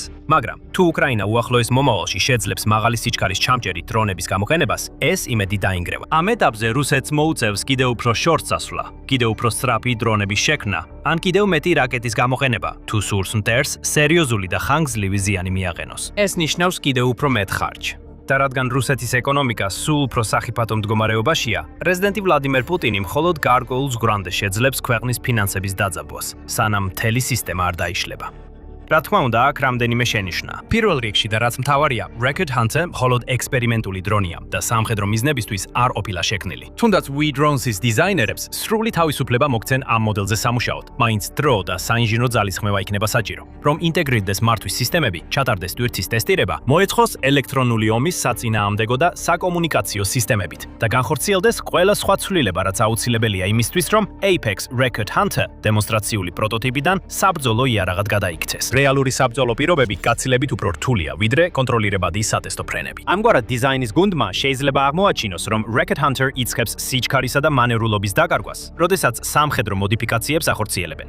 მოკლედ, ეს იმას არ ნიშნავს, რომ უკრაინას შეუძლია უბრალოდ დაამაგროს საბრძოლო თავები და ერთ ღამეში დაიწყოს ამ მაღალი სიჩქარის ჩამჭრელების მასობრივი წარმოება. ამას დრო დასჭირდება. მაგრამ ტექნოლოგია არსებობს და ეს ყველაზე მნიშვნელოვანია. სიჩქარის რეკორდის დამსხვრევა იყო გამოწვევის პირველი ნაწილი. შემდეგი ნაბიჯია იგივე სიჩქარის ბრძოლის ველზე გადატანა და ეს Quantum Systems-ისა და We Drone-ების ექსპერტ გუნდებზე იქნება დამოკიდებული. თუ ისინი წარმატებას მიაღწევენ, არ არის გადაჭარბებული იმის თქმა, რომ მათ შეუძლიათ სამუდამოდ შეცვალონ ამ ომის სახე. გააუმჯობესონ უკრაინის განძლეობა მასიური დრონების შეტევების წინააღმდეგ და ეხმარონ ქვეყანას ყველაზე ძვირადღირებული რესურსების შენარჩუნებაში და კიევის გამორჩეული საჰაერო თავდაცვის არქიტექტურას კიდევ ერთი ახალი ფენა დაამატო. დრონები ყველაფერია უკრაინის ომში. ეს უკვე წლებია ნათელია. ომში, რომელიც სულ უფრო მეტად განისაზღვრება იმით, რომელი ქვეყანა შეძლებს შექმნას საუკეთესო დრონის ტექნოლოგია. რუსეთს ადრე რაოდენობრივი უპირატესობა ჰქონდა. ეს აღარ არის. რუსეთს ტექნოლოგიაში არასდროს ჰქონია უპირატესობა. უკრაინა ყოველთვის ინოვატორი იყო. და ახლა 4 წელიწადი და ნახევარი ბრძოლის შემდეგ ერთი რამ სრულიად ნათელი გახდა. დრონების ომში არის ოსტატი და დამარცხებული. რუსეთი დამარცხებულია. რუსეთი დამარცხებულია. და თუ ამაში ეჭვიგეპარებაც, ან რატომღაც ჯერ კიდევ ფიქრობთ, რომ რუსეთი დრონების ომში იმარჯვებს, უბრალოდ ნახეთ, რას უკეთებს უკრაინა მათ. 19 ივლისს X-ზე საინტერესო ვიდეო გამოჩნდა, რომელიც კიეველი ჯეიმ გააზიარა. ვიდეოში ხედავთ საინტერესო ევოლუციას უკრაინის დრონებზე დაფუძნებულ ომში, რასაც არავინ ელოდა. რა არის ეს ევოლუცია? შეიძლება პირველივე ნახვაზე ნათელი არ იყოს. ხედავთ უკრაინულ დრონს, რომელსაც გრძელი მავთულის ბოლოს რაღაც აქვს ჩამოკიდებული. შეიძლება ეს ბომბი იყოს, ან მომარაგების პაკეტი. არც ერთი მათგანი ომის მსვლელობას არ შეცვლიდა. თუნდაც უცნაურად ჩანდეს, რომ ასეთი რამე დრონიდან ასე შორს არის ჩამოკიდებული. არ მოჩნდა, რომ არც ერთი მათგანი არ არის. მავთულის ბოლოს ჩამოკიდებული არის უკრაინული სახმელეთო რობოტი, ანუ UGV, რომელიც უკრაინის დრონმა ჰაერში ასწია და მიაქვს, სავარაუდოდ იქ, სადაც უკრაინას სჭირდება შეტევის ჩასატარებლად ან ლოგისტიკური მიზნებისთვის. მხოლოდ 8 წამის კადრში ჩვენ ვიხილეთ ნამდვილი უკრაინული ოსტატობა მოქმედებაში. მძიმე ბომბდამშენი დრონმა ჰაერში აიტანა ის, რასაც Euromiden Press აფეთქებად მიწის რობოტს უწოდებს. რობოტი მიწიდან აიწია, ამის მნიშვნელობა უზარმაზარია. ბომბდამშენი დრონები, როგორც სახელიდან ჩანს, ბომბებს აგდებენ რუსულ პოზიციებზე. აფეთქებადი უპილოტო სახმელეთო მანქანების სხვა საკითხია. ისინი მაინც შეუძლიათ მიიტანონ იმდენივე თუ არა მეტი ცეცხლის ძალა, ვიდრე ტრადიციულად ჩამოგდებული ბომბები, მაგრამ ისინი სხვანაირად მუშაობენ. უპილოტო სახმელეთო მანქანა შეიძლება ჩამოაგდონ მიწაზე და შემდეგ მართონ სასურველი მიზნისკენ. ბომბი, რომელიც რუსული ბუნკერის მკარ ზედაპირზე აისხლიტებოდა, ახლა შეცვლილია კამიკაძე უპილოტო სახმელეთო მანქანით, რომელსაც შეუძლია პირდაპირ ბუნკერში შევიდეს და შიგნიდან ააფეთქოს იგი. და აი, რაზე არ უნდათ ფიქრი პუტინის მეთაურებს, როცა ცდილობენ ახალი გზების მოფიქრებას, რომ როგორმე დაამტკიცონ თითქოს რუსეთი ამ ომში იმარჯვებს. თუ უკრაინამ ერთხელ შეძლო ასეთი უპილოტო სახმელეთო მანქანის ოპერაციის განხორციელება, მას შეუძლია ეს ისევ და ისევ გააკეთოს. მალე, საბრძოლო ველზე ასაფეთქებელი უპილოტო სახმელეთო მანქანების გადატანა შესაძლოა გვერდით FPV დრონებით, რომლებიც მიზანში ამოიღებენ ნებისმიერ რუსს, ვინც თავშესაფრიდან გამოვა და შეეცდება მანქანის განადგურებას, ჩვეულებრივი მოვლენა გახდება მთელ უკრაინაში. და მიუხედავად იმისა, რომ ზუსტად არ ვიცით რა ბედი ეწია ვიდეოში ნაჩვენებ უპილოტო სახმელეთო მანქანას, იმის გამო რომ ის ასაფეთქებელი სახმელეთო რობოტია, შეგვიძლია ვივარაუდოთ რა შეიძლებოდა მომხდარიყო შემდეგ. რუსულ სამიზნეში შეაღწიეს, შემდეგ კი გაანადგურეს. არსებობს პრეცედენტი, როცა უკრაინამ უპილოტო სახმელეთო მანქანები შეტევითი მიზნით გამოიყენა. უკრაინა ყოველთვის არ ცდილობდა ამის დაფარვას. უკვე იანვარში ქვეყნის მესამე არმიის კორპუსის ჯარისკაცებმა უპილოტო სახმელეთო მანქანას 12 ნაღმი დაადეს, რომელიც 20 კილომეტრზე გადაიტანა და შემდეგ რუსულ ბუნკერს ააფეთქა. მას შემდეგ უპილოტო სახმელეთო მანქანების საბრძოლო ოპერაციები ბევრად უფრო დახვეწილი გახდა.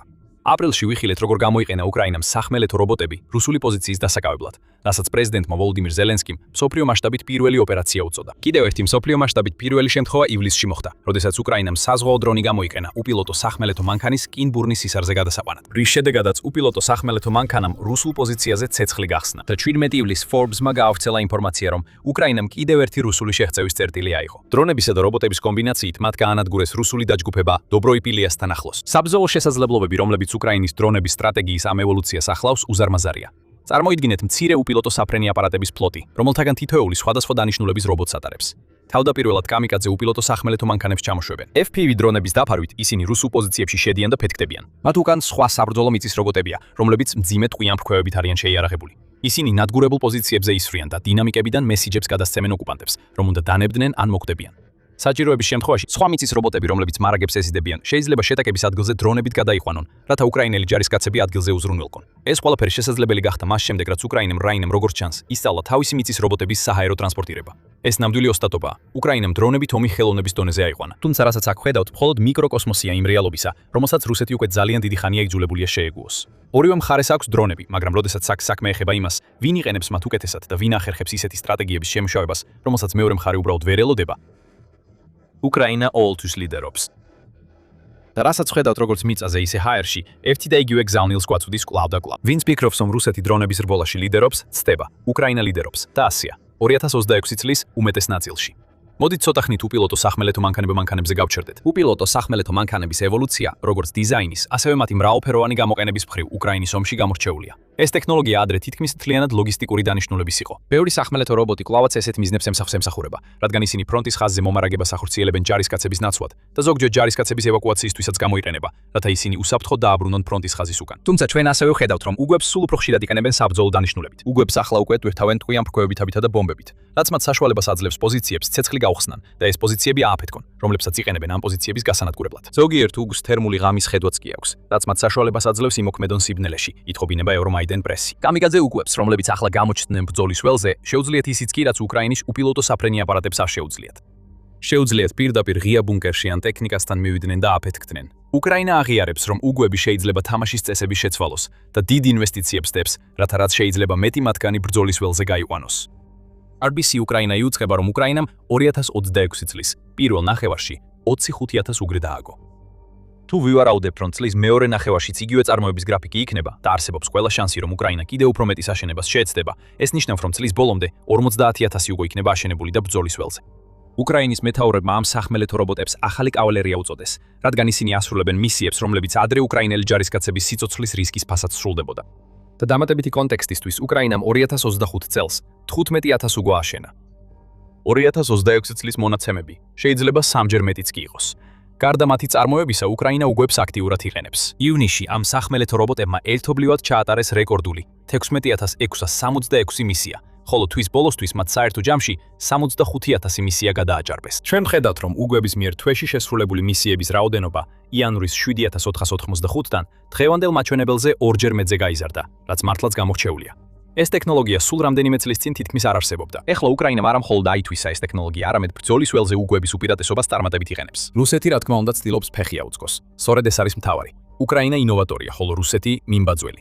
1 მაისის გაზეთ პრაუდაში გამოქვეყნებული ანგარიშის მიხედვით, რუსეთს ახლა უკვე საკუთარი წარმოების უგვების მინიმუმ 20 სხვადასხვა ტიპი აქვს. თუმცა რუსეთს ასეთი რობოტები უკრაინის მასშტაბით არ გამოუყენებია და, რა თქმა უნდა, არც პოზიციების დასაკავებლად იყენებს მათ, ან დრონებით ბრძოლის ველზე არ აგზავნის. ეს ყველაფერი უკრაინული ინოვაცია.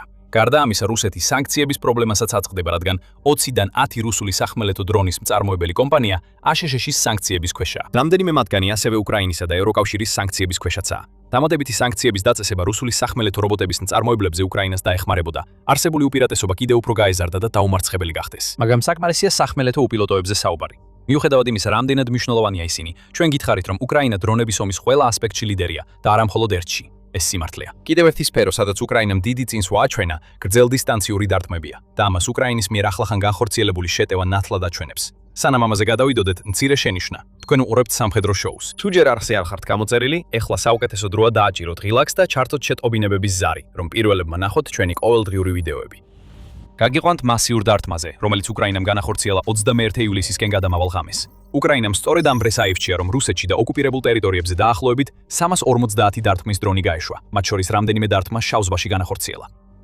ცეცხლი ყველგან გაჩნდა. ოკუპირებულ მარიუპოლს ძლიერი დარტყმა მიაყენეს, რის შედეგადაც ქალაქზე კვამლი აიწია. უკრაინამ სავარაუდოდ იქ საწვავის ან ნავთობის საცავი დაარტყა. ყირიმში ლოგისტიკური ცენტრი განადგურდა, ასევე ლეპეცკში რამდენიმე დიდი სამრეწველო ობიექტი, მათ შორის ერთი, რომელიც ან ახლოს იყო, ან წარმოადგენს ფოლადის ქარხანას, რომელიც პასუხისმგებელია რუსეთის ფოლადის და ლიპეზლიპიდების დაახლოებით 20%-ის წარმოებაზე. შავი ზღვისა და აზოვის ზღვის ტერიტორიაზე კიდევ რამდენიმე გემი დაარტყეს. ასევე უკრაინამ გაანადგურა რადარები, ლოგისტიკური საწყობები და სხვა ობიექტები ოკუპირებულ დონეცკის, ლუგანსკისა და ზაპოროჟიეს რეგიონებში. ასევე მასიური დარტყმა განხორციელდა კალინოს საავიაციო ბაზაზე რუსეთის კურსკის რეგიონში, სადაც განადგურდა Su-24 ტიპის გამანადგურებელი და პანცირ S1 საჰაერო თავდაცვის სისტემა. ყველაფერი ეს, რა თქმა უნდა, ძალიან შთამბეჭდავია, მაგრამ ეს არ არის მთავარი ამბავი უკრაინის სირმისეული დარტყმების შესახებ. ამ დრონების განადგურების დღეს ყველაზე გამორჩეული ის იყო, რომ რუსეთმაც განახორციელა საკუთარი შორ მანძილზე შეტევა იმავე პერიოდში და რუსეთმა წააგო. ძალიან ცუდად. დარტყმების ბოლოსთვის უკრაინამ დაახლოებით 6-ჯერ მეტი შორ მანძილზე მოქმედი დრონი გამოიყენა, ვიდრე რუსეთმა. რუსეთმა მხოლოდ 58 დრონისა და რაკეტის გაშვება შეძლო უკრაინის შორ მანძილზე შეტევის ფონზე. ეს მნიშვნელოვანია უკრაინის დრონების მზარდი ოსტატობის კონტექსტში, ერთი მარტივი მიზეზის გამო. რუსეთის ერთადერთი უპირატესობა დრონებში უკვე დაკარგულია. წლების განმავლობაში რუსეთს შეეძლო ბევრად უფრო დიდი რაოდენობის შორ მანძილზე მოქმედი დრონების გაშვება, ვიდრე უკრაინას შეეძლო საპასუხოდ. ყველაფერი შეიცვალა 2026 წელს. უკრაინამ ახლა უკვე მიაღწია თანასწორობას, სულ მცირე, ღრმა დარტყმების მიმართულებით. როგორც 21 ივლისს, ვიხილეთ უკრაინა ხშირად უფრო მეტ შორ მანძილზე მოქმედ დრონს უშვებს, ვიდრე რუსეთი. ეს 6-დან 1-ზე დარტყმა გამონაკლისი შემთხვევა არ არის. უკრაინის უპირატესობა ღრმა დარტყმების მიმართულებით უკვე რეგულარულ მოვლენად იქცა. სინამდვილეში ეს ყოველდღიური მოვლენაა. უკრაინის მიერ 350 დრონის გაგზავნა რუსეთში და ოკუპირებულ ტერიტორიებზე არ წარმოადგენს რაიმე ახალ რეკორდს. არც კი ახლოსაა. როგორც პრეზიდენტმა ვოლოდიმირ ზელენსკიმ ივნისში გაამხილა, 300-დან 350-მდე დარტყმითი დრონი ახლა საშუალო რაოდენობაა, რომელსაც უკრაინა ყოველდღიურად უშვებს.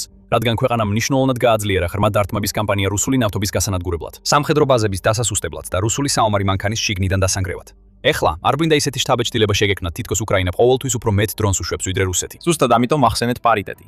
ზოგ დროებში რუსეთი უფრო მეტს უშვებს, სხვა დროებში კი უკრაინა. მაგრამ ის ფაქტი, რომ უკრაინამ საერთოდ მიაღწია ესეთ მოცულობას, განსაკუთრებით მაშინ, როცა მისი დარტყმები ბევრად უფრო ზუსტია ვიდრე რუსეთის, რომელიც უბრალოდ ყველაფერს ესვრის და ხშირად ქალაქებსაც კი უტევს, ნიშნავს, რომ უკრაინა ამ ბრძოლაში უპირატესობას იძენს. რუსეთს წლის დასაწყისიდანვე უნდა დაენახა ასეთი ცვლილება. 2026 წლის პირველ 4 დღეში უკრაინამ რუსეთზე მეტი დრონი გაუშვა რუსეთის მიმართულებით, ვიდრე რუსეთმა გაუშვა უკრაინისკენ. უკრაინა ასევე აქტიურად ამყარებს შორ მანძილზე მოქმედების რეკორდებს. 17 ივნისის ღამესა და 18 ივნისის დილას რუსეთის საჰაერო თავდაცვის ძალებმა განაცხადეს, რომ ღამის შეტევის დროს უკრაინის 992 დრონი ჩამოაგდეს. ეს მოხდა 6 ივნისის თავდასხმას, როდესაც რუსეთმა განაცხადა, რომ 911 დრონი ჩამოაგდო. ეს რიცხვები წარმოუდგენელია. უკრაინას არასოდეს უნდა მიაღწია მათთვის, მაგრამ მიაღწია. და ახლა ხედავთ, როგორ აიძულებს უკრაინის უპირატესობა შორ მანძილზე რუსეთს შეცვალოს თავისი სამხედრო გათვლები. რამდენიმე წლის წინ რუსეთი თავს შედარებით უსაფრთხოდ გრძნობდა ფრონტის ხაზიდან 100 კილომეტრის მოშორებით.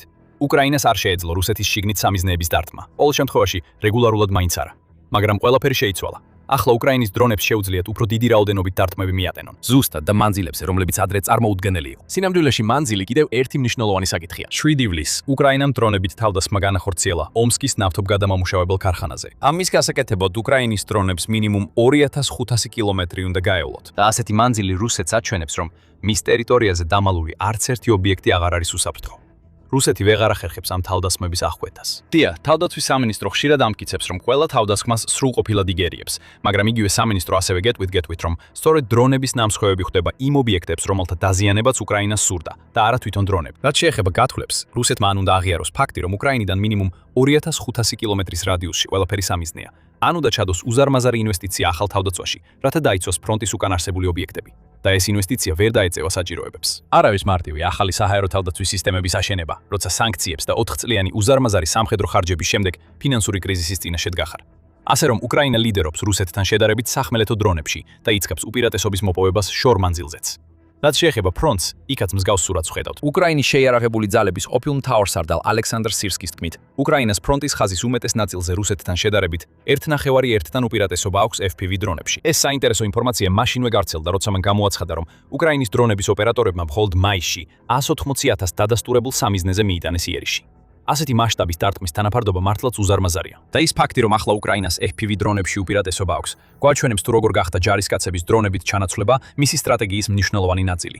ამას ვხედავთ წარმოების მაჩვენებლებშიც. ივლისში უკრაინამ დაადასტურა, რომ 2026 წელს დაახლოებით 10 მილიონი დრონის აშენებას გეგმავს და რომ მას აქვს წარმოების ისეთი სიმძლავრე, რომ საჭირო დაფინანსების შემთხვევაში ეს რაოდენობა გააორმაგოს. ეს დაფინანსება უკვე მოდის. უკრაინამ ევროკავშირთან 1.1 მილიარდი დოლარის ღირებულების უზარმაზარ დრონების ხელშეკრულებას მოაწერა ხელი, რაც ემატება სხვა დრონების შეთანხმებებს, რომლებსაც ის ცალკე უქვეყნებთან აფორმებს. ზელენსკი ამბობს, რომ დრონების წარმოებისთვის 20 ქვეყნის თანამშრომლობის მოდელიც იქნება, რაც უკრაინას კიდევ უფრო წინ წაწევს. უკრაინა ასევე დაწინაურდა დამჯერი დრონების მიმართულებითაც. მიუხედავად იმისა, რომ რუსეთი ჯერ კიდევ ძირითადად იყენებს საჰაერო თავდაცვის სისტემებს, რომლებიც შექმნილია რაკეტებისა და თვითმფრინავების წინააღმდეგ, დრონების ჩამოსაგდებად უკრაინამ ახალი თაობის დამჯერი დრონები შექმნა. აქ მთავარი ფაქტორია ღირებულება და ეფექტურობა.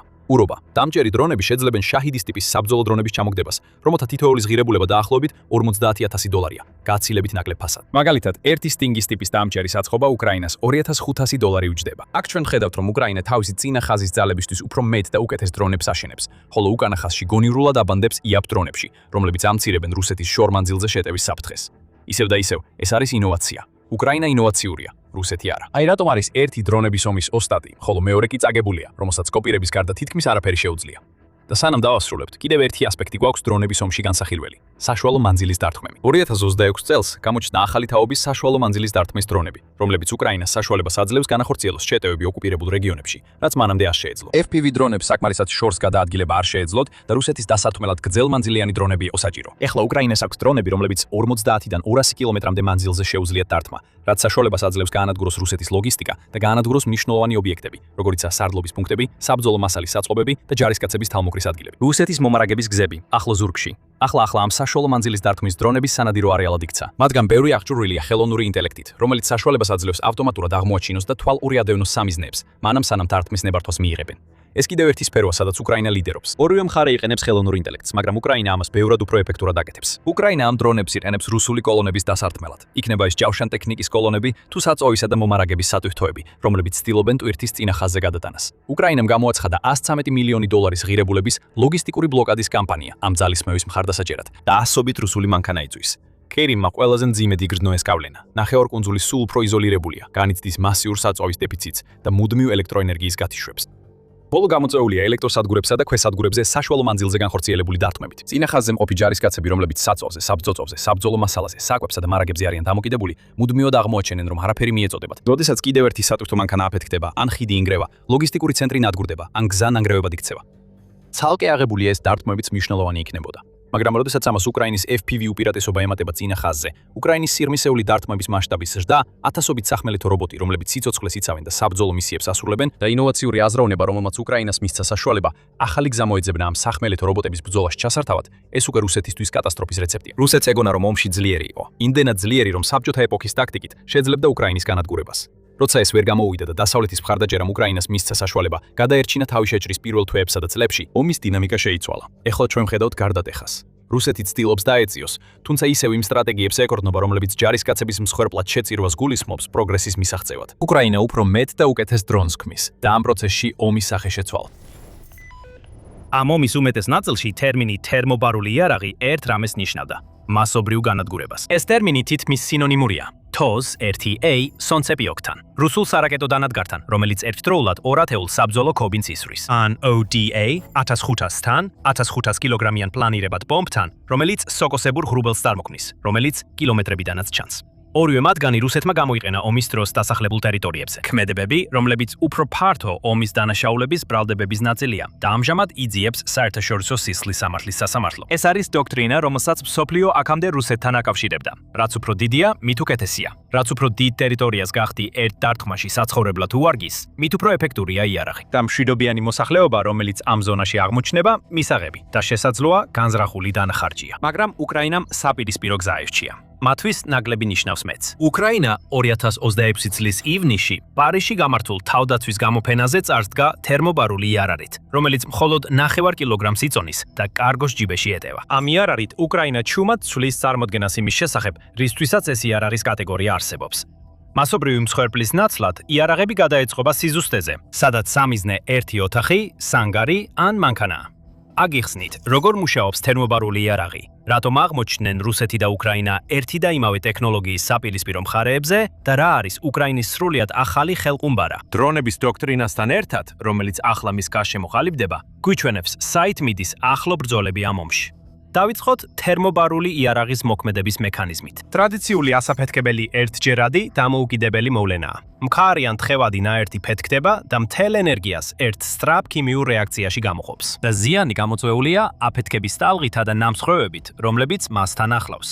თუმცა თერმობარული იარაღი ორსაფეხურიანი პროცესია. საბრძოლო მასალაში მოთავსებულია საწვავის კონტეინერი, რომელიც ორ დამოუკიდებელ ასაფეთქებელ მუხტთან ერთადაა. პირველი მუხტი ფეთქდება და საწვავს აეროზოლის სახით ღრუბლად აფრქვევს, რომელიც იფრქვევა გარშემო ჰაერში. წამის მეასეთში მეორე მუხტი ამ ღრუბელს აალებს. და რადგან საწვავი ახლა ატმოსფეროშია შერეული და არა კონტეინერში მოთავსებული, ის იწვის იმ ჯანგბადით, რომელიც უკვე ჰაერშია. შედეგად, არ წარმოიქმნება მკვეთრი მხისიერი აფეთქება, არამედ წარმოიქმნება ხანგრძლივი წნევის ტალღა და ცეცხლის ბურთი, რომელიც დიდხანს რჩება. უფრო დიდხანს იწვის და ზედმეტ წნევას უფრო შორს ავრცელებს, ვიდრე იგივე ზომის ჩვეულებრივი მუხტი შეძლებდა. ეს დეტალი, ანუ ის, რომ ირგვლივ არსებული ჰაერი სჭირდება წვის, ჰაერი სჭირდება წვისთვის, ყველაზე მნიშვნელოვანი რამაა ამ იარაღების გასაგებად, რადგან ეს ხსნის, რატომ არის ისინი საშიში და ამავე დროს შეზღუდული. ღია სივრცეში, სადაც აფეთქების ასახვა არაფერს შეუძლია, თერმობარული იარაღი რეალურად ნაკლებად ეფექტურია. იქ წნევის ტალღა უბრალოდ გარეთ ვრცელდება და იფანტება.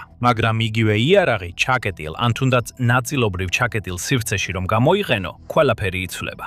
ზედმეტ წნევას გასაქცევი არსად აქვს. ის კედლებიდან ირეკლება და საკუთარ თავზე ემატება. და სამიზნეს ერთდროულად რამდენიმე მიმართულებიდან აღწევს. აშშ-ის არმიის სამეცნიერო მასალებში ეს ეფექტი აღწერილია როგორც ხანგრძლივი წნევის და ვაკუუმის ტალღა, რომელიც რბილ ქსოვილებს ისევე ხევს, როგორც თვითმფრინავის გარს ან რადარის ზედაპირს. და კედლები შიგნით მყოფ ადამიანებს არ იცავს. ისინი აძლიერებენ დამანგრეველ ეფექტს ტალღის აქეთ-იქით არეგულით. ამას გარდა, ცეცხლოვანი ბურთი წვისას დახურულ სივრცეში ჟანგბადს შთანთქავს, რაც ნიშნავს, რომ ვინც პირველ აფეთქებას გადაურჩა, ეხლა მეორე დახჩობის ეფექტს ებრძვის. ამიტომ იარაღი ქალაქებში და შენობებზე გამოიყენება, რადგან ნამდვილი სამხედრო სამიზნეების, მაგალითად სამხედრო ინფრასტრუქტურის ან ცალკეული ტანკების წინააღმდეგ ნაკლებად ეფექტურია.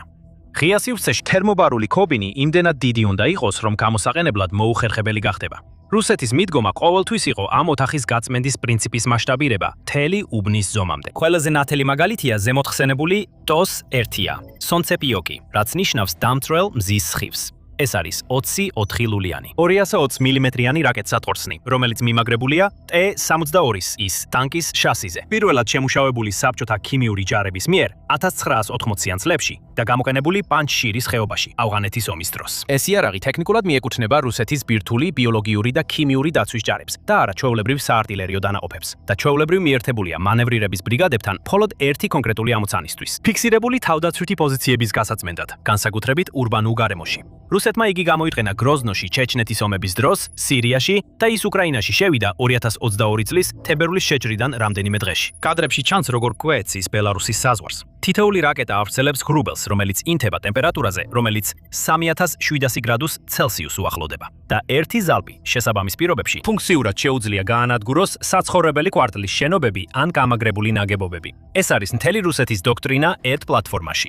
ერთი სისტემა, ერთი დარტყმა. ერთი ძალიან დიდი პრობლემა ყველასთვის, ვინც დგას შეტევის ზონაში და შემდეგ არის ODAV 1500, რომელიც იგივე ლოგიკას იყენებს და ჰაერში გადახავს. ეს არის 1500 კილოგრამიანი თერმობარული გლაიდ ბომბი, რომელიც შექმნილია საბჭოთა პერიოდის ბომბის კორპუსებისგან და აღჭურვილია თანამედროვე UMPK გლაიდ კიტით. ეს საშუალებას აძლევს რუსულ ავიაციას ბომბი ათეულობით კილომეტრის დაშორებით ჩამოაგდოს სამიზნიდან, რაც უმეტეს უკრაინულ საჰაერო თავდაცვას მიღმა. რუსეთმა პირველად გამოიყენა იგი უკრაინის წინააღმდეგ 2024 წლის მარტში, როდესაც დაარტყა ერთ სოფელს სუმის რეგიონში, რომელიც რუსეთთან სულ რამდენიმე კილომეტრში მდებარეობს. ვიდეოში ჩანდა ცეცხლოვანი ბურთი და სოკოს ფორმის ღრუბელი, რომელიც ცაში 1 კილომეტრამდე ადიოდა. მას შემდეგ ეს ბომბი გამოიყენეს ხარკოვში, დონეცკში და კუპიანსკში, სადაც იგივე სცენარი განმეორდა. ყოველ ჯერზე, როცა რუსეთი მას აგდებდა, ეს ხდებოდა დასახლებულ პუნქტში ან მის მახლობლად. მიზნით არა მხოლოდ მისი განადგურება, არამედ იმის ჩვენება უკრაინისა და მთელი მსოფლიოსთვის, თუ რა მასშტაბის ზიანის მიყენება შეუძლია რუსეთს ერთდროულად. მაგრამ კიდევ უფრო შორს რომ წავიდეთ, არსებობს რუსეთის 2007 წლის ტესტი. ეგრეთ წოლებე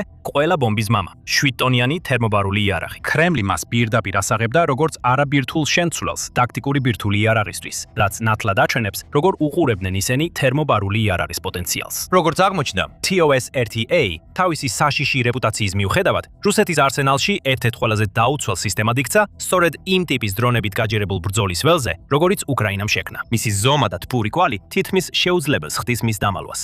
მისი მასიური გამშვები არ იძლევა საშუალებას დაამაგრონ ეგრეთ წოდებული COPE გალიები, რომლებიც სხვა რუსულ ჯავშანს იცავს FPV დარტყმებისგან. ღია წყაროების ტრეკერმა დააფიქსირა რუსეთის ომამდე არსებული 48 სისტემიდან 36-ის დაზიანება.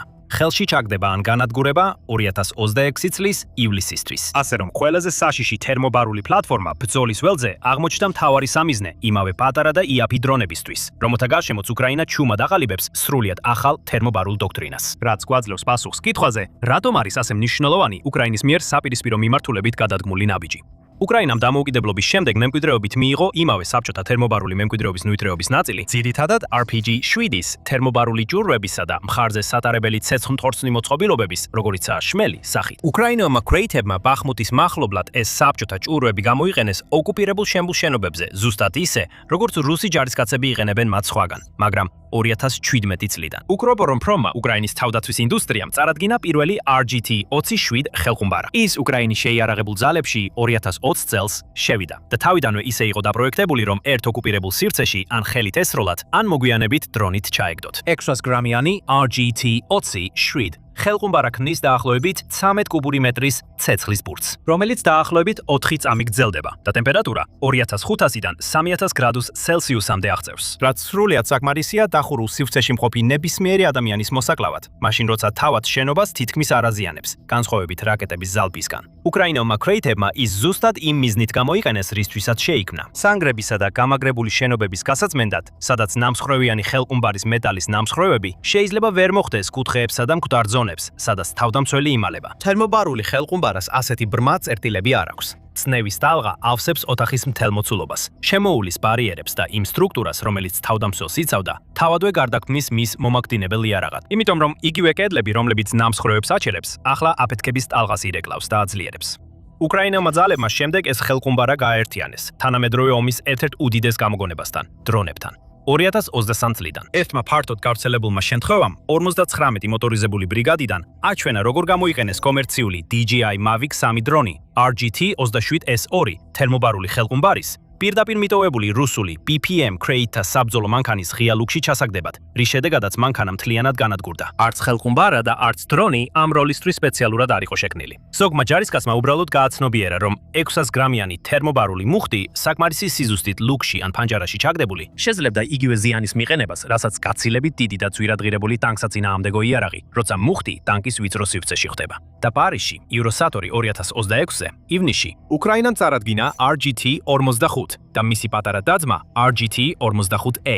თეორიაში ეს იარაღები გავს იმავე 500 გრამიან და ნაკლებწონიან ხელყუმბარების ოჯახის მოკრძალებულ ევოლუციას. პრაქტიკაში კი უკრობორომპრომი ამტკიცებს, რომ მომაკვდინებლობის ზრდამ ეს იარაღები სრულიად სხვა კატეგორიაში გადაიყვანა. RGT-45 იწონის 500 გრამს და შეიცავს 300 გრამ თერმობარული ნაზავს და კომპანია აცხადებს, რომ მისი ეფექტური ზიანის მოცულობა დახურულ სივრცეში 120 კუბურ მეტრს აჯარბებს. კომპაქტური RGT-45A იწონის 225 გრამს 135 გრამი ნაზავით და მისი ეფექტური ზიანის მოცულობა 60 კუბურ მეტრს აჯარბებს. თუ ამას შევადარებთ მოძველებული RGT-27S2-ის 13 კუბურ მეტრს, ეს 10 ან 20%-იანი ზრდა არ არის, არამედ თითქმის 10 ჯერადი ზრდაა იმ სივრცის მოცულობაში, რომელსაც იარაღი სასიკვდილოდ აქცევს. ეს მიღწეულია გრანატის წონის ან ზომის მნიშვნელოვნად გაზრდის გარეშე.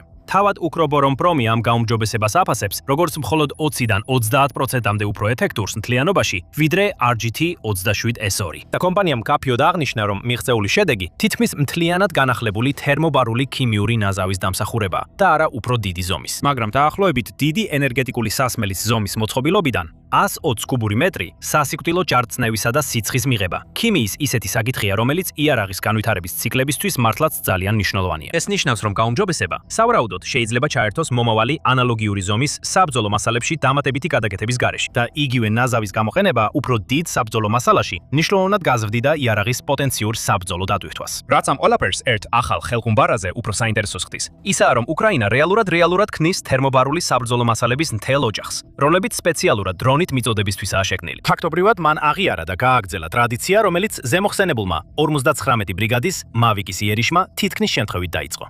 RGT-45 ხაზთან ერთად უკრობორომპრომმაც ასევე წარმოადგინა სპეციალურად შექმნილი თერმობარული ბომბები TB1 და TB2, რომლებიც პირდაპირ დრონით მიწოდებისთვისაა განკუთვნილი. პირველი უნდა ჩამოაგდონ მრავალროტორიანი დრონიდან, ხოლო მეორე განკუთვნილია პირდაპირ ერთჯერად FPV დრონზე, საბრძოლო თავკაცად დასამაგრებლად. TB1 იწონის დაახლოებით 2.5 კილოგრამს და აქვს მინიმალური სასიკვდილო რადიუსი 2.5 მეტრი, ხოლო უფრო დიდი TB2 იწონის 4.5 კილოგრამს და მისი მინიმალური რადიუსია 3.5 მეტრი. ორივე აღჭურვილია უნივერსალური ფიუზით, რომელიც უნდა დარჩეს ფუნქციონალური ამინდისა და ტენიანობის მიუხედავად. ეს იგივეა, რაც RGT-27-დან RGT-45-მდე ისტორია, უბრალოდ ოდნა უფრო დიდ მასშტაბზე. განსხვავება ისაა, რომ ამჯერად იარაღი თავიდანვე უპილოტო აპარატისთვის შეიქმნა. ხოლო შედარებისთვის RGT-45 კი არსებითად მაინც ხელყუმბარა, რომელიც უბრალოდ შესაძლებელია ჩამოაგდო. თავარი იარაღის მახასიათებლების განხილვის შემდეგ მოდით ვისაუბროთ ტაქტიკაზე, რომელიც შეზღუდულ სივრცეებში იარაღის გამოყენებას უკავშირდება. მაგრამ ჯერ დარწმუნდით, რომ სამხედრო შოუ გამოწერილი გაქვთ, რათა არ გამოგჩეთ ახალი განახლებები და ანალიტიკა პირდაპირ ფრონტიდან. ეხლა თერმობარული ხუმბარების გამოყენების გარდა, თანამედროვე ქვეითა იარაღებში არსებობს უფრო ფართო ტენდენცია, რომ იარაღი სპეციალურად შეზღუდული სივრცეებისთვის შეიქმნას და ეს საკითხი მეორე ხარისხოვნად აღარ განიხილება. ამ ომის სხვა ნაწილებში დასავლეთიდან მოწოდებულ სისტემებს, როგორიცაა შვედური Carl Gustavის უკუცემის გარეშე თოფი, აქვს სპეციალურად შეზღუდული სივრცისთვის განკუთვნილი ვაზნა HIT 655. ის ჩვეულებრივი აირის უკუგდების ნაცვლად იყენებს მყარ საწინააღმდეგო მასას, სპეციალურად იმისთვის, რომ იარაღი ოთახის შიგნიდანაც კი გამოიყენონ ისე, რომ საკუთარი ეკიპაჟი არ დაიღუპოს. უკრაინის თერმობარული ხელყუმბარის ხაზი იგივე ძირეულ პრობლემას ებრძვის საპირისპირო მიმართულებით. იმის ნაცვლად, რომ დიდი იარაღი გახადონ უსაფრთხო დახურულ სივრცეში გასროლისთვის, ის ქმნის დახურულ სივრცეში გამოსაკენებელ იარაღს, რომელიც თავისი მასშტაბით საკმარისად ძლიერია, რომ მნიშვნელობა ჰქონდეს. და უკრაინულმა დანაყოფებმა უკვე შეიმუშავეს ტაქტიკა სწორედ ასეთი გამოყენებისთვის. წინახაზის დრონების ჯგუფებმა, მათ შორის ოპერატორებმა, რომლებიც ტერორისტულ ჯგუფს ეკუთვნიან, აღწერეს 2 დრონის ტექნიკა გამაგრებული შენობების გასახსნელად, რომელსაც რუსი ჯარისკაცები საყრდენ პუნქტებად იყენებენ. პირველი FPV დრონი, რომელიც ატარებს ჩვეულებრივ მაღალფეთქებად საბრძოლო თავკაცს, ხვრელ საჭრის სახურავში ან კედელში და შენობაში შესასვლელ გზას ხსნის. მეორე დრონი, რომელიც თერმობარული საბრძოლო მასალით არის აღჭურვილი, შემდეგ პირდაპირ იმ ღიობში შეფრინდება და შიგნით ფეთქდება. ეს არის ხანგრძლივი ქვეითი ბრძოლების დროს ჩამოყალიბებული სანგრების გაწმენდის ლოგიკა, რომელიც პრაქტიკულად ერთ-ერთში გადაიტანეს დრონების ეპოქაში. იმის ნაცვლად, რომ ჯარისკაცი ცეცხლის ქვეშ მიახლოდეს კაკარს და შიგნით ხელხუმბარა შეაგდოს, ამ ამოცანას 2 დრონი ასრულებს. არც ერთ ეტაპზე უკრაინელი ჯარისკაცი არ ექცევა დამცრელის ხილვადობის ზონაში. ეს არის მთავარი ტაქტიკური უპირატესობა უფრო პატარა და ენერგიული თერმობარული მუხტის გამოყენების. როდესაც გაქვს ზუსტი დრონები, რომლებიც ფანჯრებში და სხვა პატარა ღიობებში შეუძლიათ გაფრენა, ეფექტური მანძილი და შესაძლო გაშვების ტრაექტორიები მნიშვნელოვნად იზრდება. იგივე ძირითადი იდეა უფრო დიდ მასშტაბზეც გადადის, რაც აფართოებს იმას თუ რა შეუძლია ამ დოქტრინას რეალურად მიაღწიოს. დამთხმელი დრონი Behemoth, რომელიც გლეფერისა და Calver Aerospace-ის მიერაა შექმნილი და პირველად საჯაროდ 2026 წლის მაისში აჩვენეს. აქვს 75 კილოგრამიანი ტანდემური დვირთი, რომელიც შედგება 40 კილოგრამიანი მაღალი აფეთქების ფრაგმენტაციის საბრძოლო თავკუპისგან, ცხვირში და მის უკან მოთავსებული 35 კილოგრამიანი თერმობარული მუხტისგან. 2026 წლის ივნისში დრონი უკვე გამოიყენეს ჩონჰარის ხიდზე, რომელიც ოკუპირებულ ხერსონის ოლქს კრიმთან აკავშირებს, რითაც ნახევარკუნძულზე ერთ-ერთი მთავარი ლოგისტიკური დერეფანი დააზიანეს. მაგრამ მიუხედავად იმისა, რომ დრონი გრანატებთან შედარებით უზარმაზარია, მას იგივე ძირითადი დიზაინის ფილოსოფია აქვს. როგორც გრანატი ანაცვლებს ბევრად უფრო დიდ და მოუხერხებელ ტანკსაწინააღმდეგო გრანატს, Behemoth განკუთვნილია ისეთი ფრთოსანი რაკეტის ჩანაცვლებისთვის, როგორიცაა Storm Shadow ან Scalp, რომლებსაც ბრიტანეთი ან საფრანგეთი აწვდიან. Storm Shadows აქვს ჩვეულებრივი საბრძოლო ნაწილი, რომლის წონა დაახლოებით 1300 კილოგრამია. ტრადიციულად ის ჰაერიდან ეშვება და რაც მთავარია, მისი წარმოების ღირებულება $1 მილიონ მეტია. Behemoth-ის სავარაუდო ღირებულება 35000-დან 55000 მერყეობს. მაშინოცა აცხადებენ, რომ მისი მოქმედების რადიუსი 300 კილომეტრზე მეტია. ამიტომ ის პირდაპირ კონკურენციაშია Storm Shadows-თან. უკრაინამ კი ეს კონცეფცია საზღვაო გამოყენებისთვისაც კი მოარგო. ივნისის დასაწყისში გავრცელებული ინფორმაციით, უკრაინამ ცნობილი Sea Baby გადააკეთა. დაამაგრა მელის თერმობარული ხუმბარტყორცნები და დრონ ნავის გვერდით განყოფილებაში ცალკე FPV დრონების გაშვების პლატფორმებიც კი დაამონტაჟა. ფაქტობრივად ერთჯერადი გამოყენების დრონი გადააქცია მცურავ მრავალფუნქციურ იარაღის პლატფორმად, რომელსაც შეუძლია გამაგრებულ რუსულ სანაპირო პოზიციებზე დარქმა. თავარი ისა, თერმობარული იარაღები წარმოაჩენს დიზაინის ფილოსოფიას, რომელიც უპირატესობას ანიჭებს სიზუსტეს მასიურობაზე. მათი გამოყენება შესაძლებელია როგორც პატარა უმბარებში, ასევე ისეთ იარაღებში, რომლებიც მცირე რაკეტებს ანაცვლებს. გაითვალისწინეთ, რომ ეს მთავრდება განადგურების იმ წერტილში, საიდანაც რუსული იარაღი იწყება, რადგან ისინი აქ ბალისტიკური ან ბირთვული რაკეტების ჩანაცვლებისთვის არ არის განკუთვნილი, არამედ გამაგრებული პოზიციებისა და სანგრების გასაწმენდად. და სწორედ ეს ბოლო საკითხია მიზეზი, რის გამოც თერმობარული იარაღები 2026 წელს ასეთი ცხარე დებატების საგანი გახდა.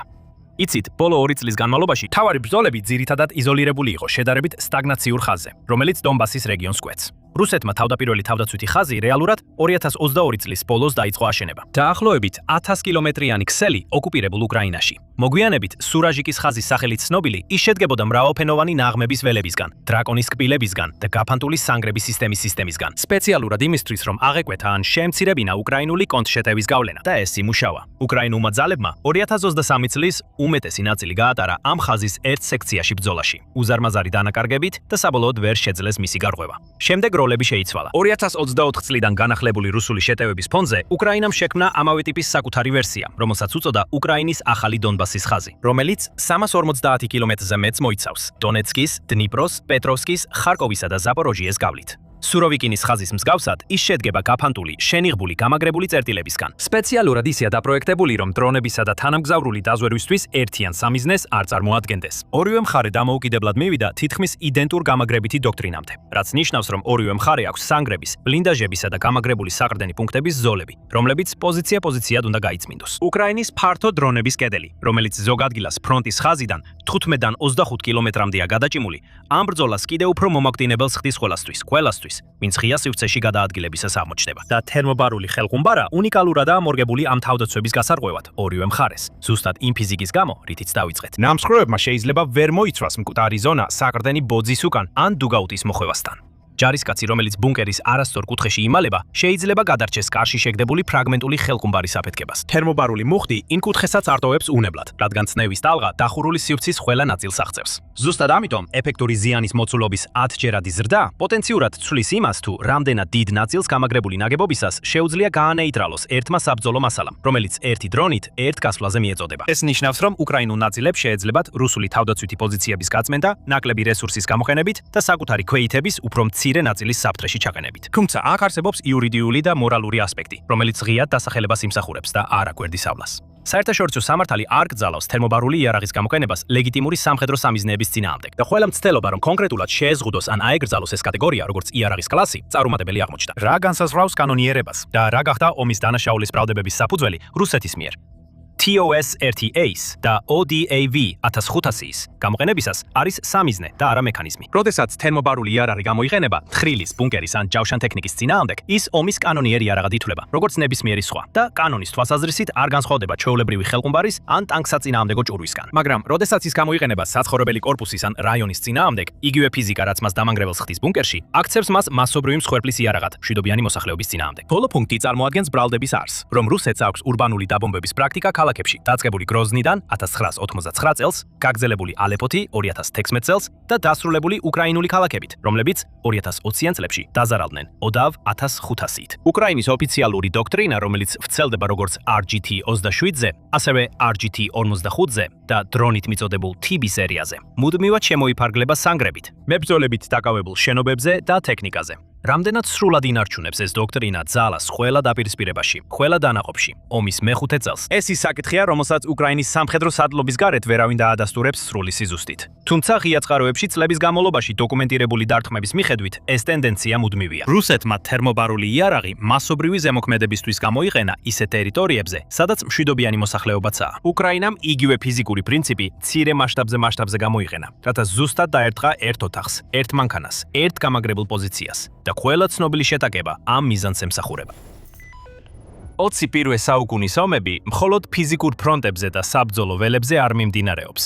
ომები კიბერსივრცეშიც მიმდინარეობს. ელიტარული ჰაკერების სპეციალური არმიები და კიბერომის სარდლობები ატარებენ სხვადასხვა სახის შეტევით და თავდაცვით ციფრულ ოპერაციებს, ჯაშუშობიდან ინფრასტრუქტურის მოშლამდე და ინფორმაციული ომის წარმოებამდე, მტრების წინააღმდეგ. მსოფლიოს მრავალი წამყვანი სახელმწიფო ამ საქმიანობაში მონაწილეობს. მათ შორის არიან შეერთებული შტატები, ჩინეთი, ისრაელი და გაერთიანებული სამეფო. თუმცა ამ ქვეყნების უმრავლესობას მკაცრი შეზღუდვები და წესები აქვს იმის შესახებ, თუ როგორ აყვანენ, წვრთნიან და ამუშავებენ თავიანთ ჰაკერებს. რუსეთი კი ესეთ წესებს ან მორალურ კოდექსებს არ იცავს. მისი ფედერალური უსაფრთხოების სამსახური FSB აქტიურად იბირებს ყველაზე საშიშ დამნაშავეებს, კრიმინალ ჰაკერებს თავის რიგებში ირებს და არა ციხეში აგზავნის. თაღლითები, ბარათების გამყალბებლები, მავნე პროგრამების შემქმნელები, გამოსასყიდი პროგრამების ოპერატორები, ჰაკერული ჯგუფები, რომლებიც კომპანიების ქსელებში სისუსტეებს პოულობენ, მათ დაცვას არღვევენ და უკანონოდ იპარავენ კომერციულ საიდუმლოებებსა და სენსიტიურ მონაცემებს. ეს ის ხალხია, რომელსაც ვლადიმირ პუტინი 2017 წლის სანქტ-პეტერბურგის საერთაშორისო ეკონომიკურ ფორუმზე ხელოვანებად მოიხსენია და განაცხადა, ისინი ხელოვანებივით არიან, თუ კარგ ხასიათზე არიან, დილით იღვიძებენ და ხატვას იწყებენ. ჰაკერებიც ასე არიან, დილით იღვიძებენ, საერთაშორისო ამბებზე კითხულობენ და თუ პატრიოტული განწყობა აქვთ, მაშინ ცდილობენ თავიანთი ცვლილი შეიტანონ, როგორც სწორად მიაჩნიათ, ბრძოლაში იმ ადამიანების წინააღმდეგ, ვინც რუსეთზე ცუდს ამბობს. საინტერესოა, რომ იმავე გამოსვლის დროს პუტინმა ასევე განაცხადა, რომ რუსეთი სახელმწიფო დონეზე ჰაკერულ საქმიანობას არ ეწევა და არც აპირებს. პირიქით, ჩვენ ვცდილობთ ქვეყნის შიგნით მასთან ბრძოლას. მაგრამ, როგორც პუტინისგან ხშირად გვესმის, ეს, რა თქმა უნდა, აშკარად ხუილი იყო. თუნდაც კრემლი მაქსიმალურად ცდილობდეს თავისი უკანონო ქმედებების დაფარვას, არსებობს უამრავი მტკიცებულება, რომელიც ამას ადასტურებს. ისინი არა მხოლოდ სახელმწიფო დონეზე ეწევიან ჰაკერულ საქმიანობას, არამედ ხოხმანის გარეშე ქირაობენ ჰაკერებს, რომლებსაც უკანონო და სრულიად არამორალური ქმედებების გამოცდილება აქვთ. ასე არ ატარებს კიბერომებს ქვეყნების უმეტესობა. მაგალითად, ASHS-ში კიბერუსაფრთხოების ექსპერტებს შეუძლიათ განაცხადი შეიტანონ სამთავრობო ჰაკერების პოზიციებზე, ისეთ სააგენტოებში, როგორიცაა კიბერუსაფრთხოებისა და ინფრასტრუქტურის უსაფრთხოების სააგენტო, ან შიდა უსაფრთხოების დეპარტამენტი. განაცხადის პროცესი რთულია. მოიცავს დეტალურ შემოწმებებსა და რთულ გამოცდებს, რათა საუკეთესოები გამოიყოს დანარჩენებს. ჩინეთში კი მთავრობა ხშირად ამჯობინებს headhunting-ს, რათა ქვეყნის წამყვანი IT კომპანიებიდან ყველაზე ნიჭიერი ადამიანები მოძებნოს. მაშინაც კი ისეთ ქვეყნებში, რომლებიც შეიძლება შედარებით ნაკლებად კეთილსინდისიერად და უფრო კორუმპირებულად ჩაითვალოს, როგორიცაა ირანი და ჩრდილოეთ კორეა, არსებობს მკაფიო პროცედურები. მაგალითად, სამხედროები შეიძლება მონაწილეობდნენ ნიჭიერი IT ექსპერტების შერჩევასა და მომზადებაში. ან ბავშვ გენიოსებს შეიძლება შესთავაზონ ადგილი ელიტარულ მეცნიერებისა და ტექნოლოგიის კოლეჯებში და ჩარიცხონ კომპიუტერული პროგრამირების ინტენსიურ კურსებზე. მეთოდები განსხვავდება, მაგრამ ყოველთვის არსებობს გარკვეული წესები. რუსეთში კი, როგორც ჩანს, მხოლოდ ერთი წესი არსებობს, რომელიც ნამდვილად მნიშვნელოვანია. არაფერს გაუკეთო სახელმწიფოს წინააღმდეგ. სანამ ჰაკერები ამ წესს იცავენ და თავიანთ ძალისხმევას სხვა ქვეყნების სამიზნეებზე ამახვილებენ, რუსული ბანკების, ბიზნესების ან თავად კრემლის ნაცვლად, მათ ფაქტობრივად შეუძლიათ გააკეთონ რაც უნდათ და დაუსჯელად დარჩნენ. ზოგიერთს კი კიდევაც აჯილდოებენ FSB-ში თანამდებობებითა და პრივილეგიებით. ეს ასეა უკვე ათწლეულებია, ჯერ კიდევ ინტერნეტის ადრეული დროიდან მოყოლებული. მაგალითად, 1990-იან წლებში რუსეთში უკვე არსებობდა საკმაოდ ფართო ჰაკერული საზოგადოება და ბევრი რუსი ჰაკერი შეიძლება დაეხასიათებინათ როგორც მეამბოხეები ან თავისუფალი სულის მქონენი. მათგან ბევრი establishment-ის წინააღმდეგ განწყობილი იყო, როგორც სხვა ქვეყნების ჰაკერები მთელ მსოფლიოში და სურდათ თავიანთი უნიკალური უნარების გამოყენება ინფორმაციის თავისუფალი მოძრაობის მხარდასაჭერად. თუმცა შემდეგ მოხდა მნიშვნელოვანი ისტორიული მოვლენა, რომელმაც სამუდამოდ შეცვალა რუსული ჰაკერული სცენის სახე. ეს მოვლენა იყო მეორე ჩეჩნეთის ომი. 1989 წლის აგვისტოში ჩეჩნეთიდან ისლამისტი მუჯაედინები შეიარაღებული შეჯრებით შევიდნენ რუსეთის რესპუბლიკა დაღესტანში, რათა მხარი დაეჯირათ რეგიონის სეპარატისტი მეამბოხეებისთვის. ისინი იმედოვნებდნენ, რომ შექმნიდნენ გაერთიანებულ დაღესტანსა და ჩეჩნეთს, რომელიც იმოქმედებდა ისლამური მთავრობის ქვეშ და ყველა რუსს გააძევებდნენ ამ ტერიტორიიდან. რუსეთის მთავრობა ჩაერია და ადგილი ჰქონდა მოკლე ბრძოლას, სადაც რუსეთის სამხედრო ძალის სიმძიმე აჯანყებულებისა და სეპარატისტებისთვის ძალიან დიდი აღმოჩნდა. კონფლიქტი იქ შეიძლებოდა დასრულებულიყო, მაგრამ 1989 წლის სექტემბერში 4 რუსულ ქალაქში საცხოვრებელი კორპუსების აფეთქებების სერია მოხდა, რასაც ასობით მშვიდობიანი მოქალაქე ემსხვერპლა. მიუხედავად იმისა, რომ ამ მოვლენებს გარკვეული წინააღმდეგობები და საიდუმლოებები ახლდა, ასევე არ არსებობდა მტკიცებულება, რომელიც აფეთქებებს ჩეჩენ აჯანყებულებს უკავშირებდა. იმ დროის რუსეთის პრემიერ-მინისტრი ვლადიმირ პუტინი ეს ინციდენტები გამოიყენა როგორც საბაბი, რომ ჩეჩნეთში სრულმასშტაბიანი შეჭრა დაეწყო და რეგიონის სრული კონტროლი დაემყარებინა. ასე დაიწყო სისხლიანი ბრძოლა, რომელიც თითქმის 10 წლეულს გაგრძელდა. 10,000-ობით მსხვერპლით და საბოლოოდ დასრულდა იმით, რომ რუსეთმა ჩეჩენიაში კონტროლი დაამყარა და საკუთარი მთავრობა დანიშნა. ბუნებრივია, როდესაც რუსული ტელეარხები ბინების აფეთქებების შედეგებს აჩვენებდნენ და ეროვნული გაზეთების სათაურები ამ სისასტიკეს ჩეჩენ მეამბოხეებს აბრალებდნენ, რუსეთის მოსახლეობის დიდი ნაწილი აღშფოთებული იყო და სრულად უჭერდა მხარს კრემლის სამხედრო მოქმედებებს. ზოგიერთმა მათგანმა მხარდაჭერა კიდევ უფრო მაღალ დონეზე აიყვანა. მაგალითად, ჰაკერთა ჯგუფმა, რომელმაც თავი სიბირის ქსელურ ბრიგადად მოიხსენია, გადაწყვიტა ჩეჩენ ძალებთან კიბერომი დაეწყო. ჩომსკის პოლიტექნიკური უნივერსიტეტის სტუდენტის დმიტრი ალექსანდროვის ხელმძღვანელობით დაარსებულმა 7-კაციანმა გუნდმა შედარებით მარტივი ჰაკერული მეთოდები გამოიყენა ჩეჩენთა ვებ-გვერდებზე ქაოსის მოსაწყობად. ისინი ძირითადად ეხმარებოდნენ განაცილებულ მომსახურების უარყოფის, ანუ DDoS შეტევებს, რაც გულისხმობდა დიდი რაოდენობით მოთხოვნის გაგზავნას კონკრეტულ ვებ-გვერდზე, რათა გადატვირთულიყო მისი სერვერები და ვებ-გვერდი მუშაობას შეწყვეტდა. ისინი ასევე ახორციელებდნენ ვებ-გვერდების დეფეისმენტის შეტევებს, რაც გულისხმობდა ადმინისტრაციული წვდომის მოპოვებას გარკვეულ ვებ-გვერდებზე და მათი გარეგნობის ან შიგთავსის შეცვლას. იმ დროს რუსული მედია რეგულარულად აშუქებდა ჯგუფის ქმედებებს, მათ შორის კავკასიის ცენტრის ვებ-გვერდის მთავარი გვერდის დეფეისმენტსაც, რომელიც შეიცავდა ჩეჩენ მებრძოლთა გზავნილებს, მათი მიმდევრების, მხარდამჭერებისა და პოტენციური რეკრუტების მისამართით. ჩეჩენური მედია კი ამტკიცებდა, რომ ამ თავდასხმების მასშტაბიდან გამომდინარე, ისინი სავარაუდოდ დამოუკიდებელი ამატორები. ეს არასოდეს დამტკიცებულა საბოლოოდ, მაგრამ ეს იყო პირველი მნიშვნელოვანი შემთხვევა, როდესაც რუსეთის უსაფრთხოების სამსახური გარკვეულწილად დაუკავშირეს კრიმინალ ჰაკერებს. ეს ნამდვილად არ იქნებოდა ბოლო შემთხვევა. მართლაც, 90-იანი წლების დასასრულს და ახალი 1000 წლეულის დაწყებისას რუსეთში გაჩნდა სხვადასხვა ჰაკერული ჯგუფები და დამოუკიდებელი ჰაკერები, რომლებიც ავითარებდნენ ახალ ტექნიკებსა და ინსტრუმენტებს, რათა მათი თავდასხმები უფრო ეფექტური ყოფილიყო. ესეთი ინსტრუმენტებია მაგალითად მასიანიას ელფოსტის ჭია.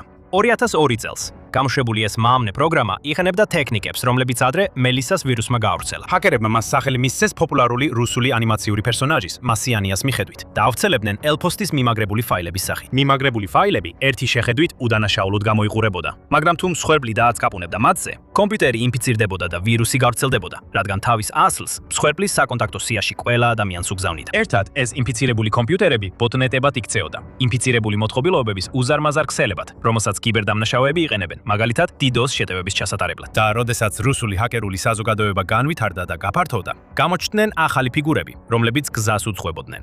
ერთ-ერთი ასეთი ლიდერი იყო პეტერ ლევაშოვი, რომელიც ასევე ცნობილია სევერას სახელით, ინტერნეტის თვითგამოცხადებული სპამის მეფე. და ეს მეტსახელი გადაჭარბებული არ იყო. ლევაშოვის სპამის შეთხობინებები მთელ მსოფლიოში უამრავ ადამიანს შეეხო. ვინც კი 2000-იანების დასაწყისში ინტერნეტში აქტიური ელფოსტის ანგარიშით სარგებლობდა, დიდი ალბათობით მინიმუმ 1 თუ არა 100-ობით სპამის შეთხობინებას მიიღებდა, რომლის კვალიც ამ კაცამდე მიდიოდა, რომელსაც პლანეტაზე ყველაზე დიდი და ძლიერი ბოტნეტების ნაწილი ეკუთვნოდა. სხვადასხვა ქარდინგისა და სპამის სქემებით სევერა რუსული კიბერდამნაშავეთა იმპერიის სათავეში მოექცა და დაუსჯელად მოქმედებდა. საჯაროდაც კი აქვეყნებდა ფასების სიებსა და რეკლამებს თავისი სერვისებისთვის ინტერნეტში. რუსეთის სამართალდამცავებმა ეს მასალები აუცილებლად ნახეს და შეეძლოთ სევერას წინააღმდეგე მოქმედად, მაგრამ ასე არ მოიქცნენ. მაგრამ სანამ ავხსნით რატო, თქვენ უყურებთ სამხედრო შოუს და თუ ჯერ არ გამოგიწერიათ, ეხლა ამის დრო. ეხლა მიზეზი, რატომაც FSB-მ უბრალოდ არ ჩასვა ლევაშოვის ციხეში, ისაა რომ მიხვდნენ, რამდენად სასარგებლო შეიძლებოდა ყოფილიყო მისი ნიჭი, განსაკუთრებით მას შემდეგ, რაც მან შექმნა აქტივისტური ჯგუფი სახელად სამოქალაქო ანტიტერორი. საცხიში ეს მოძრაობა დაარსდა როგორც გზა, რომ სხვადასხვა ჰაკერთა ჯგუფები ერთიანი დროშის ქვეშ შეეკრიბათ, რათა მათ უფრო მარტივად ემოქმედათ და ეფექტურად შეეთანხმებინათ თავდასხმები ჩეჩნეტზე. შემთხვევითი DDoS შეტევები და ხელახლა შეფუთული ვირუსები. დროთა განმავლობაში ნაკლებად ეფექტური გახდა, რადგან კიბერუსაფრთხოება გაუმჯობესდა. ამიტომ რუს ჰაკერებს მეტი მოხერხებულობა დასჭირდათ, რათა სერიოზული ზიანი მიეყენებინათ მოწინააღმდეგეებისთვის. სევერას ხელმძღვანელობით მათ ჩეჩნებზე მასშტაბური შეტევა წამოიწყეს. შემდეგ მათ ყურადღება სხვა სამიზნეებზე გადაიტანეს, რომლებიც ასევე კრემლის მტრები იყვნენ. მაგალითად, რუსეთის ოპოზიციური პარტიები, დამოუკიდებელი მედია, მეცნიერები, ვებგვერდები, არასამთავრობო ორგანიზაციები და უცხო ქვეყნებიც კი, რომლებიც კრიტიკულად აფასებდნენ რუსეთის მმართველობას. სევერასთვის მნიშვნელობა არ ჰქონდა, ბომბალდა თუ არა პოლიტიკურ პარტიებს, თუ აგზავნიდა სწრაფად გამდიდრების სპამ შეტყობინებებს მსოფლიოს შემთხვევით ადამიანებთან. ეს ყველაფერი ერთნაირად მუშაობდა და სარგებელს აძლევდა, ხოლო გამოყენებული მექანიზმები ძირითადად ერთნაირი იყო. წლების განმავლობაში ჭორები ვრცელდებოდა, რომ სევერა ალბათ რუსეთის მთავრობისთვის თავისუფალი თანამშრომლის ან კონტრაქტორის სტატუსით მუშაობდა. განსაკუთრებით 2007 წელს, როდესაც მისი უზარმაზარი ბოტნეტები გამოიყენეს მასშტაბური კიბერშეტევისათვის ესტონეთზე. რამდენიმე წლის შემდეგ ნაში მოძრაობის და მართველი ერთიანი რუსეთის პარტიის პოლიტიკოსებმა აღიარეს, რომ ამ შეტევაში მონაწილეობდნენ და სევერომაც დაადასტურა, რომ პარტიასთან თანამშრომლობდა. და ამის შემდეგ მტკიცებულებები კიდევ უფრო გროვდებოდა. დაახლოებით იმავე პერიოდში, როცა ესტონეთზე შეტევა მოხდა, მოსკოველმა პროგრამისტმა ანტონ ნოსკოვმა გადაწყვიტა სევეროვის სამოქალაქო ანტიტერორისტული ვებგვერდის ასლი შეენახა, რათა მომავალ თაობებს შეეძლოთ მისი ანალიზი. მაშინაც კი როცა ორიგინალი საიტი საბოლოოდ აიშალა, ნოსკოვის ასლი დარჩა. შემდეგ 2007 წლის მაისში მას დაურეკა კაცმა რუსეთის ეროვნული ანტიტერორისტული კომიტეტიდან, რომელიც FSB-ს განშტოებაა და უთხრა, რომ მისი დამსაქმებლები ძალიან იყვნენ დაინტერესებულნი სევერასთან თანამშრომლობით და სთხოვა მისი საკონტაქტო ინფორმაცია. ნოსკოვი დახმარებით დაინტერესებული არ იყო, ამიტომ გადაწყვიტა თავისი ისტორია დამოუკიდებელი ჟურნალისტებისთვის გაეზიარებინა. ფაქტობრივად მან ფართო საზოგადოებას გაუმხილა, რომ რუსეთის სამყარო უსაფრთხოების სააგენტო აქტიურად ქირაობდა მავნე ჰაკერებს. და ლებოვშოვი მხოლოდ პროტოტიპი იყო. შემდეგ წლებში კიდევ ბევრმა ისტორიამ იხილა დღის სინათლე, სადაც კრიმინალურ ჰაკერულ ჯგუფებსა და კონკრეტულ პირებს FSB-ს წარმომადგენლები უკავშირდებოდნენ არა იმისთვის, რომ დანაშაულისთვის დაესაჯათ, არამედ საიდუმლო სამთავრობო გარიგებებით დაეჯილდოებინათ. მიუხედავად იმისა, რომ დეტალების შემთხვევიდან შემთხვევამდე განსხვავდებოდა, ამ ისტორიების უმეტესობა ერთსა და იმავე სცენარს მიყვებოდა. კრიმინალი ჰაკერები ჯერ თავიანთი უკანონო საქმიანობით იხვეჭდნენ სახელს, როგორიცაა საკრედიტო ბარათების ქურდობა, სპამის ოპერაციები, ბოტნეტების შექმნა, მსხვილი ვებგვერდების გატეხვა, DDoS შეტევების ორგანიზება ან მავნე პროგრამებისა და ვირუსების გავრცელება. ეს ფაქტობრივად მათი შესაძლებლობების დამტკიცების გზა იყო. შემდეგ ბევრმა დაიწყო პოლიტიკურად მოტივირებული თავდასხმების განხორციელება. იქნება ეს ჩეჩნურ ვებგვერდებზე თავდასხმები, ნატოს ქვეყნებზე, უკრაინაზე თუ სხვა სამიზნეებზე. ეს იყო მათი გზა ეჩვენებინათ, რომ მათი იდეოლოგიები ემთხვეოდა მთავრობისას. მას შემდეგ, რაც FSB-მ გამოავლინა ჰაკერები, რომლებსაც განსაკუთრებული უნარები და მათთან შესაბამისი ინტერესები ჰქონდათ, ისინი მათ უკავშირდებოდნენ, ზოგჯერ არაოფიციალურ ან ფარულ თანამშრომლობას სთავაზობდნენ. ხოლო სხვა დროს პირდაპირ იღებდნენ მათ სააგენტოს მზარდ და ძლიერ ჰაკერთა არმიაში. ეს ყველასთვის მომგებიანი იყო. ჰაკერები იღებდნენ სახელმწიფო დაცვისა და დაუსჯელობის გარანტიას, რაც მათ საშუალებას აძლევდა გაეგზელებინათ თავიანთი უკანონო საქმიანობა. ისინი ასევე სარგებლობენ პრესტიჟით, ფულითა და ძალაუფლებით, რაც კრემლის სახელით მუშაობას მოხვება. ამასობაში სახელმწიფო იღებს შესაძლებლობას გამოიყენოს კიბერდანაშაულის სამყაროში ყველაზე გამოცდილი და პროფესიონალი ოპერატორები თავისი მიზნების მისაღწევად, მათი მზა ბოტნეტებით, მავნე პროგრამებითა და კრიმინალური ინფრასტრუქტურით, რათა განახორციელოს შეტევითი ოპერაციები და საინფორმაციო ომი, როგორც შიდა, ისე საერთაშორისო საერთაშორისო მტრებთან. და რადგან ამ ყველაფრის დიდი ნაწილი საიდუმლოდ ხდება, სახელმწიფო ინარჩუნებს სარწმუნო უარყოფის შესაძლებლობასაც. საბოლოოდ ძალაუფლება მაინც კრემლს რჩება. თუ ოდესმე დაქირავებული კიბერმებრძოლები დაკარგავენ თავიანთ სარგებლიანობას, FSB-ს შეუძლია მარტივად იმოქმედოს მათ წინააღმდეგ, რაც შეიძლება მოიცავდეს სისხლის სამართლებრივ დევნას, პატიმრობასა და საჯარო დამცირებას. ასეთი იყო დმიტრი დუკაჩევის შემთხვევა, რომელიც ასევე ცნობილია ფსევდონიმით Forbes-ი. Forbes-ი პატარა ქალაქიდან იყო და ჰაკინგით ადრეულ ასაკში დაინტერესდა. ის იყო გატაცებული ვიდეო თამაშებით და ადგილობრივ ინტერნეტ პროვაიდერში შეიჭრა, რათა უფასო ინტერნეტზე მიეღო წვდომა. მას ასევე ჩვევა ჰქონდა თავისი ქმედებების დოკუმენტირების.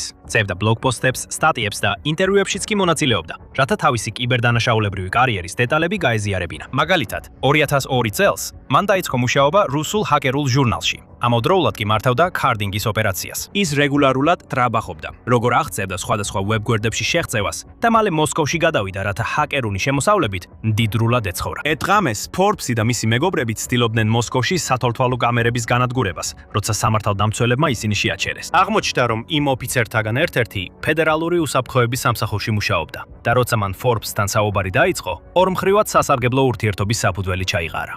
შემდეგ წლებში Forbes-ის სააგენტოს აქტიურ თანამშრომლად იქცა. ბოლოს ის თანამშრომლის როლამდე დაწინაურდა. ფედერალური უსაფრთხოების სამსახურის საინფორმაციო უსაფრთხოების ცენტრში, სადაც მისი ამოცანა იყო სხვების, კიბერდამნაშავეების მონიტორინგი, მოძიება და დაქირავება, Forbes-ი თვლიდა, რომ მათ ჰქონდათ საჭირო უნარები და აზროვნება, რათა სახელმწიფოს კიბეროპერაციებს დახმარებოდა. ის დროს ატარებდა ჰაკერულ ფორუმებზე ძებნაში, კითხულობდა სხვა მომხმარებლების პოსტებს, ეძებდა ადამიანებს, რომლებიც ერთდროულად ნიჭიერებიც იყვნენ და პატრიოტებიც, სანამ მათ კრემლთან თანამშრომლობის შეთავაზებას გაუკეთებდა. ამბობენ, რომ მან ეს საქმიანობა 10 წელზე მეტი ხნის განმავლობაში გააგრძელა და ამ პერიოდში უცნობი რაოდენობის კრიმინალი ჰაკერები მოიზიდა. თუმცა 2016 წელს Forbes-ი ფედერალური უსაფრთხოების სამსახურისთვის აქტივზე მეტად თვისთან ჩანდა. ის დააკავეს, ბრალი წაუყენეს საიდუმლო ინფორმაციის შეერთებულ შტატებში გადაცემაში და სახელმწიფო ღალატში. მან უდანაშაულობა დაიცვა და განაცხადა, რომ უბრალოდ განტევების ვაცად იყენებდნენ, რაც რუსეთის გამოცდილებიდან გამომდინარე სრულიად დასაჯერებელია. მაგრამ ეს საკმარისი არ აღმოჩნდა იმისთვის, რომ 6 წლიანი პატიმრობა აეცილებინა. გონივრული იქნებოდა ფიქრი, რომ Forbes-ის ისტორია გაფრთხილებად უნდა იქცეს სხვა ჰაკერებისთვის, რომლებიც მთავრობისთვის მუშაობას განიხილავენ. თუმცა რეალურად ეს ბევრ მათგანს არ შეუშინებია, რომ უარი ეთქვათ FSB-ს შეთავაზებებზე, როცა ასეთი შესაძლებლობა ჰქონდათ. Forbes-ის დაპატიმრების შემდეგ გასულ ათწლეულებში არაერთი დადასტურებული შემთხვევა დაფიქსირდა და კიდევ ბევრად მეტი, რა თქმა უნდა, რომელიც ოფიციალურად არ არის დაფიქსირებული, სადაც ჰაკერები და ჰაკერული ჯგუფები არაოფიციალურ შეთანხმებებს დებენ რუსეთის მთავრობასთან. თავიანთ უნარებს იყენებენ ისეთი ოპერაციებისთვის, როგორიცაა დასავლეთის არჩევნებში ჩარევა, უკრაინულ ვებგვერდებზე შეღწევა, ორშორის ომის დროს, ციფრული პროპაგანდის გავრცელება, სენსიტიური ინფორმაციის მოპარვა და გამოძალვის შეტევების განხორციელება. მაგალითად, არსებობს ცნობილი ჰაკერული ჯგუფი Evil Corey, რომელსაც ხელმძღვანელობს მაქსიმ იაკუბეცი, რომელსაც რუსულ მედიაში ხშირად აღწერენ როგორც ჰაკერს, რომელმაც $100 მილიონი მოიპარა და მოსკოვის ქუჩებში ლამბორგინით დადის დაპატიმრების რისკის გარეშე. რატო? იმიტომ, რომ ის დაქორწინებულია ყოფილი მაღალი რანგის FSB-ს ოფიცრის ქალიშვილზე, რომელმაც თავისი გავლენა გამოიყენა არა მხოლოდ Evil Corey-ის სამართლებრივი დევნისგან დასაცავად, არამედ ჯგუფის სააგენტო სამსახურში მიიყვანა. ბევრი ანგარიში ამტკიცებს, რომ FSB აქტიურად აძლევდა Evil Corey-ს დავალებებს. ჩაეტარებინა ციფრული ჯაშუშობა და აგრესიული კიბერშეტევი, ბერშეტევები ნატოს ქვეყნებზე წლების განმავლობაში. ამის სანაცვლოდ ჯგუფს საშუალება მიეცა დაუსჯელა ჩაეტარებინა მასშტაბური ფულის გათეთრების ოპერაციები, გამოძალვა, გამოსასყიდი პროგრამები და ფართომასშტაბიანი ქურდობა. ასევე არსებობს არანაკლებ ცნობილი აქტივისტური ჯგუფი Killnet-ი. ძირითადად Telegram-ის არხების მეშვეობით მოქმედი Killnet-ი 2022 წლის მარტში ჩამოყალიბდა უკრაინასთან ომის საწყის ეტაპზე.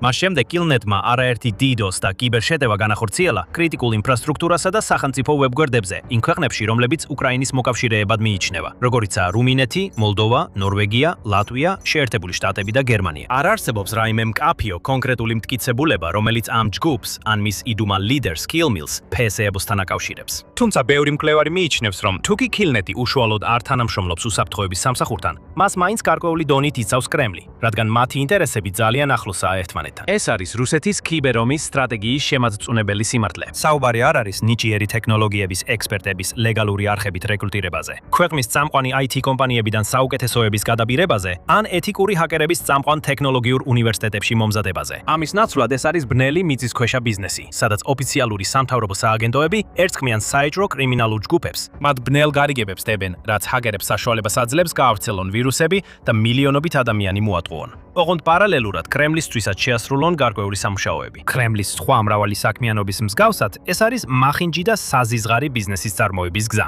მაგრამ სწორედ ამას ველით პუტინის რეჟიმისგან. მაგრამ ეს რეჟიმი შესაძლოა ბოლოს და ბოლოს დასასრულს უახლოვდება. ამაზე უფრო მეტ შეგიძლიათ შეიტყოთ ამ ვიდეოში, სადაც დეტალურად აღწერილი თუ როგორ დაიწყეს პუტინის უახლოესმა მოკავშირეებმაც კი მის წინააღმდეგ წასვლა და ახლა ისინი თავიანთ ლიდერს მოუწოდებენ, რაც შეიძლება მალე დაასრულოს ომი. ან დაათვალიერეთ ეს ვიდეო, რათა ნახოთ, როგორ მიუძღო უკრაინამ რუსეთს დიდი ხნის გადადებებული შურისძიება, რომელიც 8 წლის განმავლობაში მზადდებოდა. და ბოლოს, არ დაგავიწყდეთ, გამოიწეროთ არხი, რომ მიიღოთ მეტი მსგავსი კონტენტი.